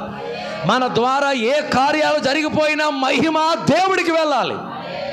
ఎందుకంటే నడిపించేవాడు ఆయన. మనం ఆయన చేతిలో ఒక పాత్రలమంతే. సంగమా వినండి, ప్రార్థన చేయబోతున్నాం. ఏమని ప్రార్థన చేయాలి? పరిశుద్ధాత్ముడా, తొందరపడకండి, ఉద్రేక పడకండి, కలవరపడకండి. అందరూ పొందేశారు, నేను కూడా పొందకపోతే ఎలాగా? అందరికి ఏదో కదులుతున్నారు, నాకు కదులు లేదు, మెదులు లేదు, ఎలాగా అని ఏం కలవరపడకండి, అలా ఉద్రేక పడకండి. పరిశుద్ధాత్ముడు అంటే శరీర ఉద్రేకత కాదు. ఆయన నిన్ను ప్రేమతో, కనికరముతో నింపుతాడు. దమస్కు మార్గంలో వెళ్తున్నప్పుడు సౌలుని దర్శించి పౌలుగా మార్చేసి ప్రపంచానికి దీవెనకరంగా మార్చేశాడు. హల్లెలూయా. పరిశుద్ధాత్ముడు కూడా అంతే. ఆయన నిన్ను దర్శించి తన ఆత్మతో, తన శక్తితో, తన ప్రేమతో నిన్ను నింపితే నువ్వు ఒక అందమైన భార్యగా, అందమైన కోడలుగా, ఒక అందమైన తల్లిగా, ఒక అందమైనటువంటి ఇల్లాలుగా అందరికీ ఆశీర్వాదకరంగా మార్చబడతావు. నిన్ను చూస్తే చేతులెత్తి దండం పెట్టుకోవాలనిపిస్తుంది, కానీ చెయ్యెత్తి కొట్టాలనిపించదు. హల్లెలూయా. నిన్ను పరిశుద్ధాత్ముడు అంత అందంగా అలంకరించేస్తాడు. అందమైన మాటలతో నిన్ను అలంకరిస్తాడు, అందమైన పద్ధతులతో నిన్ను అలంకరిస్తాడు, అందమైనటువంటి పరిస్థితులతో నిన్ను అలంకరిస్తాడు. హల్లెలూయా. ఆయన నిన్ను నడిపించడం మొదలు పెడతాడు పరిశుద్ధాత్మ దేవుడు. పరిశుద్ధాత్ముడు అంటే ఏదో మాయలోనో అదో రకంగా చేసేవాడు కాదు. ఆయన నిన్ను నడిపిస్తాడు పరిశుద్ధాత్ముడు. ఎలా మాట్లాడాలో నీకు ఆ సమయంలో చెప్తాడు. ఆయన ఎలా సమాధానం ఇవ్వాలో నీకు నేర్పిస్తాడు. నీ భర్తకి ఎలా జవాబు ఇవ్వాలో పరిశుద్ధాత్ముడికి నేర్పిస్తాడు నీకు. కొన్నిసార్లు చూడండి, మనం ఎంత ప్రార్థన అయినా చేస్తాం, కానీ నీ భర్తకు సరైన జవాబు ఇవ్వక పనులు తింటామని చాలాసార్లు. ఇదే నేర్చుకున్నావు నువ్వు గుడికెళ్ళి అంటారు ఆయన. నువ్వు ఒక అందమైన జవాబు ఇచ్చినప్పుడు, చక్కగా మాట్లాడుతున్నప్పుడు ఆయన రేపు వారం నేను కూడా వస్తాను, మద్దరం వెళ్దాం అని అంటాడు అంతే. ఒక ఆవిడ ఉందటండి, పాస్టర్ గారు చెప్పేవారు, ఒక దైవజనుడు. ఎక్కువ ఏ పాట పాడేదంటే యేసన్న గారి పాట, అగ్ని మండించు నాలో అగ్ని మండించు, ఆ పాట పాడేదట. మాట్లాడుతూ ఆ పాట పాడేదట. అలా ఆయన గారు లారీ డ్రైవర్ అటండి. లారీ డ్రైవర్ అయితే పాపం లారీ డ్రైవర్ పని ఏంటి, వారం రోజులు డ్యూటీ తిరుగుతాడు కదా, వారం రోజులు అయిపోయిన తర్వాత వారం రోజులు ఇంటికి వచ్చాడంట. సరిగ్గా ఇక ఈమెమనుకుందంటే అంతకుముందు ప్రార్థనకు బాగానే వెళ్ళేదండి, ఇక పరిశుద్ధాత్ముడు దేవుని శక్తి అధికమైపోయి ఈమె బాగా హై స్థాయికి వెళ్ళిపోయి ఇక నేను చర్చికి వెళ్ళక్కర్లేదు ఇంట్లోనే ఆరాధన చేసుకుంటాను అనే స్థాయికి వెళ్ళిపోయిందండి. పట్టాలు తప్పిన రైలులాగా వెళ్ళిపోయి ఒక ఆదివారం ఏం చేసిందంటే మొత్తం మీద ఇంట్లోనే ఇన్ని పాటల పుస్తకాలు పోగేసుకుందండి. పోగేసుకుని వరుసటి పాటలు పాడేస్తుందండి. సరిగ్గా ఆ రోజు ఉదయమే డ్యూటీ దిగి ఇంటికి వచ్చాడు వాళ్ళ ఆయన. పాటలు పాడేసుకుంటూ ఉండేసరికి ఆయన అన్నాడు, మొదలెట్టవా, అక్కడికి వెళ్ళేదానివి మళ్ళీ ఇక్కడ మొదలెట్టావు, ఇంట్లో నీళ్ళు పెట్టా, స్నానం చేయాలి అని చెప్పంటే, అమ్మోయ్ వచ్చేసింది, సైతాన్ వచ్చేసింది, బాబోయ్ సైతాన్ వచ్చేసింది అంటుంది. ఎవరిని? వాళ్ళ ఆయన్ని. ఏమంటుంది?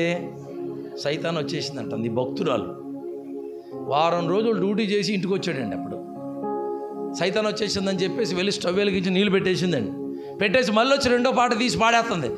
ఇంకా కాగలేదా అని అరిచాడు పాపం ఆయన. అప్పటికే మర్చిపోయిందేమో పొంగులు వచ్చేస్తున్నాయి నీళ్లు. పొంగులు వచ్చేస్తూ ఉండేసరికి గబగమమ్మో సైతాన్ పాటలు కూడా పాడుకునే సైతాన్ ఎంత ఆటంకమో, స్తోత్రం నాయన స్తోత్రం నాయన అని అనుకుంటా ఆ నీళ్లు పట్టుకెళ్ళి బకెట్లో పెట్టి పక్కన చల్లనీళ్ళు పెట్టేసి వేడి నీళ్ళు బకెట్లో పెట్టేసేసి వచ్చేసింది మేలకుండా. పెట్టాను చూసా అన్నట్టుగా.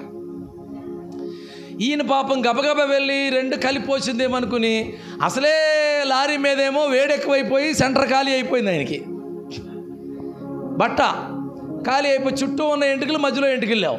పాపం తీసుకుని ఆ బకెట్ ఒక్క నీళ్ళు తీసుకుని బాత్రూంలో నెత్తంట పోసుకునేసరికి సుర్ర బబ్బా. ఇక ఎలా ఉంటుంది చెప్పండి ఈయనకి? సరిగ్గా ఈ పాటలన్నీ పాడేసి లాస్ట్ పాట పాడుతుంది ఆరాధనకి. ఏంటి?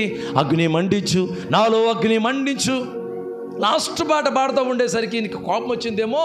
ఆ వేడి వేడి నీళ్ళు డేగిసా, బకెటో డేగిసా అది లేపుకుని తీసుకొచ్చి పటాలను కొట్టాడండి ఆవిడ ముఖం మీద. కొట్టేసరికి బకెట్ మట్టుడిపోయి ఇలా దిగిపోయిందండి తల్లో. ఏం పాట పాడుతుంది అప్పటికి ఆమె? అగ్ని మండించు. వేడి నీళ్ళు పడ్డాయేమో యమా మంట. ఇక అప్పుడు బుద్ధి తెలుసుకునండి. బక్కీడితో పాటే, ఆ రోజు ఆదివారం కదండి, బక్కీడితో పాటే చర్చికి వెళ్ళిపోయిందట. బక్కీడితో పాటే చర్చికి వెళ్ళిపోయి మైక్ ఇచ్చుకుని ఏం సాక్ష్యం చెప్తుంది తెలుసండి? ఆదివారం ఆరాధన మానేసి, ఆదివారం ఆరాధన ఇంట్లో ప్రార్థన చేసుకుంటాను, ఇంట్లో వాక్యం చదువుకుంటానులే అనుకునేవారులారా వినండి. నేను అలాగనుకుని ఇంట్లో ప్రార్థన చేసుకుని ఇంట్లో పాటలు పాడుకొని అన్నీ పాడేసుకుని అగ్ని మండించు పాట పాడుతున్నప్పుడు ఇదిగో ఇలా మండాను.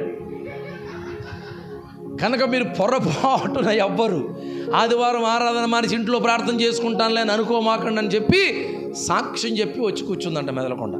నెమ్మదిగా సంఘ పెద్దలిద్దరు వచ్చి ఆ బక్కిడి తీశారంటే నెత్తి మీద నుంచి. హల్లెలూయా. ఇలాంటి ఉద్రేకభరితులైనటువంటి భక్తి అదో రకమైనటువంటి దందాపన, అది వద్దండి. పరిశుద్ధాత్మ దేవుడు చక్కటి దైవజనులను, సహవాసాన్ని, ఒక నడిపింపుని మనకు అనుగ్రహించినప్పుడు వాహనం ఎటు వెళ్తూ ఉంటే మనం అటు వెళ్ళాలంతే. దైవజనుడు ద్వారా పరిశుద్ధాత్ముడు మనల్ని ఏ ధోరణిలో నడుపుతున్నాడో ఆ ధోరణిలో నడవాలి. హల్లెలూయా. ఆ నడిపింపు నీ కుటుంబానికి నిన్ను ఆశీర్వాదకరంగా మారుస్తుంది. ఆ నడిపింపు నీ వ్యాపారానికి నిన్ను ఆశీర్వాదకరంగా మారుస్తుంది. హల్లెలూయా. ఉద్యోగంలో ఉన్నప్పుడు ప్రమోషన్ రావాలంటే నువ్వు ఎలా నడవాలో పరిశుద్ధాత్మ దేవుడే నడిపిస్తాడు. దెబ్బకు ప్రమోషన్ వచ్చి కూర్చుంటుంది నీ దగ్గర.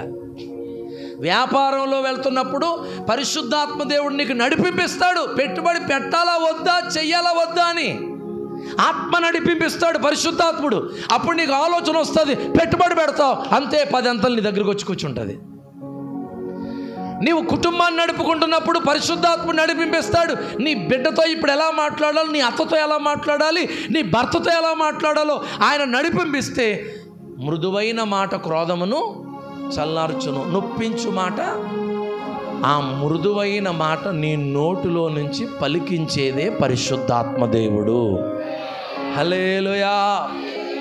అంత అందంగా నువ్వు మాట్లాడుతూ ఉంటే మీ వాళ్ళందరూ నిన్ను ఏమనుకుంటారు చెప్పండి? అప్పుడు ఎవరైనా దూషించగలరా? మా కోళ్ళండి బంగారం. ఆవిడ వచ్చిన తర్వాతేనండి మేమందరం దేవుడి దగ్గరికి వచ్చాం. ఎప్పుడైనా మాట విన్నారా?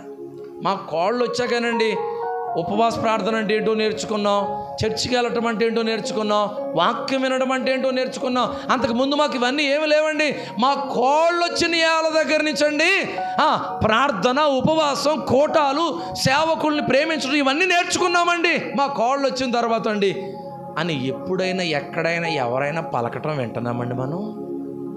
కానీ ఈవిడొచ్చాకనండి కొంప రెండైపోయింది. ఈవిడొచ్చిన తర్వాతనండి నా మాట వింటలేదండి మా అబ్బాయి. ఈవిడొచ్చిన తర్వాతనండి ఇలా చెల్లాచెదరైపోయిందండి కొంప. ఈ మాటలు మాత్రం పరిశుద్ధాత్ముడు మనల్ని నడిపిస్తున్నాడా, అపవిత్రాత్మ నడిపిస్తుందా? ఆయన సమాధానానికే కర్త కానీ అల్లరికి కర్త. నీ కుటుంబంలో నీ ద్వారా అల్లరి మొదలవుతుందంటే నువ్వు పరిశుద్ధాత్మతో నడిపించబడట్లేదండి. ఆయన అల్లరికి కర్త కాదు, పరిశుద్ధాత్ముడు సమాధానానికి కర్త. నువ్వు దేవుని ఆత్మ చేత నడిపించబడదాం అనుకుంటే తొందరపడకు. హృదయపూర్వకంగా కన్నీరు విడిచి, పరిశుద్ధాత్ముడా నన్ను మీ ఆత్మతో నింపి అభిషేకించి నన్ను నడిపించవా అని గుండెల నిండా దుఃఖంతో అడుగు తప్ప ఏదో ఉద్రేకపడిపోయి ఏదో అయిపోవాలని అనుకోకండి. ఎందుకంటే నువ్వు హృదయపూర్వకంగా అడుగుతున్నప్పుడు దేవుని ఆ ప్రసన్నత నీ హృదయంలో నీకు దిగి రావటం ప్రారంభిస్తుంది. చెప్పసఖ్యము కాని గొప్ప ఆనందం. నీవు ఆ ఆనందాన్ని ఎక్స్ప్లెయిన్ చేయలేవు. ఎలాంటి పరిస్థితుల్లోనైనా నిన్ను నిలబెడుతుంది ఆ ఆనందం. హల్లెలూయా. నా కుమారుడు చనిపోయి 17 సంవత్సరాల బిడ్డండి, టాలెంట్ పర్సన్ అండి వాడు. కీబోర్డు వాయిస్తాడు, కారు నడుపుతాడు, ఎడిటింగ్ చేస్తాడు, మల్టీ టాలెంట్ పర్సన్. వాడికి రాందంటూ ఏమీ లేదు. ఇంటర్మీడియట్లో 99% వచ్చింది. ఇంజనీరింగ్ సీట్ యూనివర్సిటీలో వచ్చింది, వాడు ఒక్కడికే వచ్చింది. బీసీసీ కోటాలో సీటు ఆ కాలేజీలో, యూనివర్సిటీలో. అంత అందమైనటువంటి కుమారుడు ఒక్కసారిగా మమ్మల్ని అందరిని విడిచిపెట్టాడు. దేవుడు సన్నిధికి వెళ్ళిపోయినప్పుడు పరిశుద్ధాత్మ దేవుడు నన్ను బలపరిచి అప్పుడు నిలబెట్టాడు. నా బిడ్డ నాలో ఎదురుగా చూస్తూనే ఆయన మహిమ కలిగిన సువార్త నేను ప్రకటించాను. నా బిడ్డను ఎదురుగుండా పెట్టుకుని వాడి మీద పడి ఆడవలే. కలవరపడకండి. 17 సంవత్సరాలు దేవుడు మాకు అప్పగించాడు బాధ్యత. నమ్మకమైన తల్లిదండ్రులుగా మేము పెంచాం, ప్రభువుకి అప్పగించేసాం. ఎవరు ఏడవతో కలవరపడకండి అని చెప్పి నా బిడ్డ ఎదురుగా ఉండగానే నేను అలా మాట్లాడగలిగానంటే ఒక తండ్రిగా నా వల్ల అయ్యేది కాదు. అది ఒక మనిషిగా ఆ బిడ్డను కన్న తండ్రిగా నా వల్ల అయ్యేది కాదు. పరిశుద్ధాత్మ దేవుడు ఆయన స్వాధీనంలోకి తీసుకుని అక్కడ నన్ను అలా నడిపించాడంతే. ఆయన హల్లెలూయా. దేవుని ఆత్మ చేత నడిపించబడ్డానంతే. ఒక తండ్రిగా నా వల్ల కాదు అది. వాడు ముసలోడు ముక్కోడు అనుకోవచ్చు. అంటే పరిశుద్ధాత్మ దేవుడు ఇలా కూడా నడిపిస్తాడా? అవును, అలా కూడా నడిపిస్తాడు. పేతురు పత్రికలో రాశాడు, దేవుని యొక్క ఆత్మ చేత మనం నింపబడినప్పుడు అండి శ్రమ దినములలో కూడా. హల్లెలూయా. ఆ ఒక్క మాట చదవండి, ప్రార్థన చేసుకుందాం. పేతురు రాసినటువంటి పత్రిక 4వ అధ్యాయము 12వ వచనం. మిమ్ములను శోధించుటకు ఏదో ఎవరికి లేని ఒక వింత మాకు వచ్చేసిందని కలవరపడద్దు.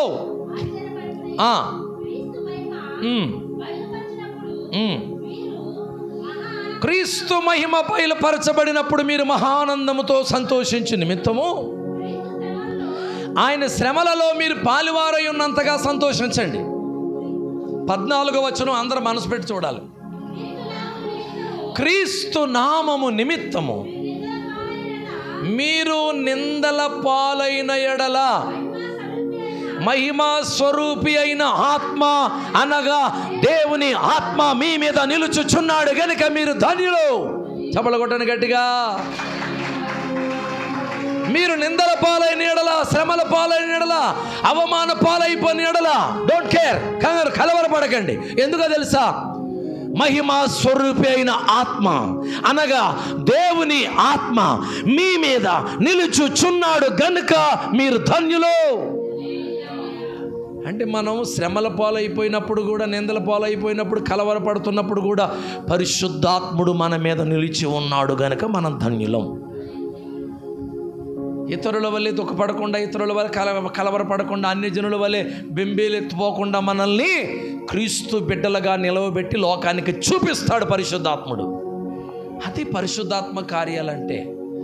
4 గోళ్ల మధ్యలో ఉద్రేకపడిపోయి ఇంటికి వెళ్ళిపోయి అన్యుల వలె అన్యుల్లాగా జీవించటం కాదు పరిశుద్ధాత్మ నడిపింపంటే. మందిరంలో ఉన్నంతసేపు క్రైస్తవులంగా బ్రతికి అన్యుల మధ్యలోకి వెళ్ళిపోయిన తర్వాత అన్యుల లెక్క ప్రకారంగా పెళ్ళిళ్ళు చేసుకోవడం, అన్యుల లెక్క ప్రకారంగా ఇల్లు కట్టుకోవడం, అన్యుల లెక్క ప్రకారంగా అన్యులు ఎవరైనా చనిపోయారు అనుకోండి, వాళ్ళు ఒంటికి వెళ్ళరు, సంవత్సరం దాకా బయటికి రారు. ఈ పద్ధతుల్లో పెట్టేవాడు కాదు పరిశుద్ధాత్ముడు అంటే. దేవుడికి స్తోత్రం చెప్పండి గట్టిగా. హల్లెలూయా. ఆయన నడిపింపంతా డిఫరెంట్గా ఉంటుంది. ఆయన నడిపింపంతా ఆశ్చర్యంగా ఉంటుంది. ఆయనలోనికి పరిపూర్ణంగా వెళ్ళి పరిశుద్ధాత్మ దేవుని వశమైపోయిన వాళ్ళకి అర్థమవుద్ది ఆత్మ నడిపింపంటే ఏంటో. మరలా చెప్తున్నాను, ఏదో ఉద్రేకపడిపోయి 4 మాటలు మాట్లాడేసేలా అయిపోయేది కాదు పరిశుద్ధాత్ముడు అంటే. ప్రపంచానికి ఆశీర్వాదకరంగా నిన్ను నడిపిస్తాడు పరిశుద్ధాత్ముడు. లేచి నిలబడండి, ప్రార్థన చేసుకుందాం. ఒక్క నిమిషం అందరు లేచి నిలబడండి. Thank you lord. 2 చేతులు పైకెత్తి thank you Holy Spirit, thank you Holy Spirit. Hallelujah. దేవుని ఆత్మ చేత నడిపించబడాలనుకుంటున్నారా? అందరు లేచి నిలబడాలి. ఆరోగ్యంగా ఉన్న వాళ్ళందరూ లేచి నిలబడి చేతులు పైకెత్తి ప్రార్థనలోనికి రండి. Thank you Jesus, thank you Jesus.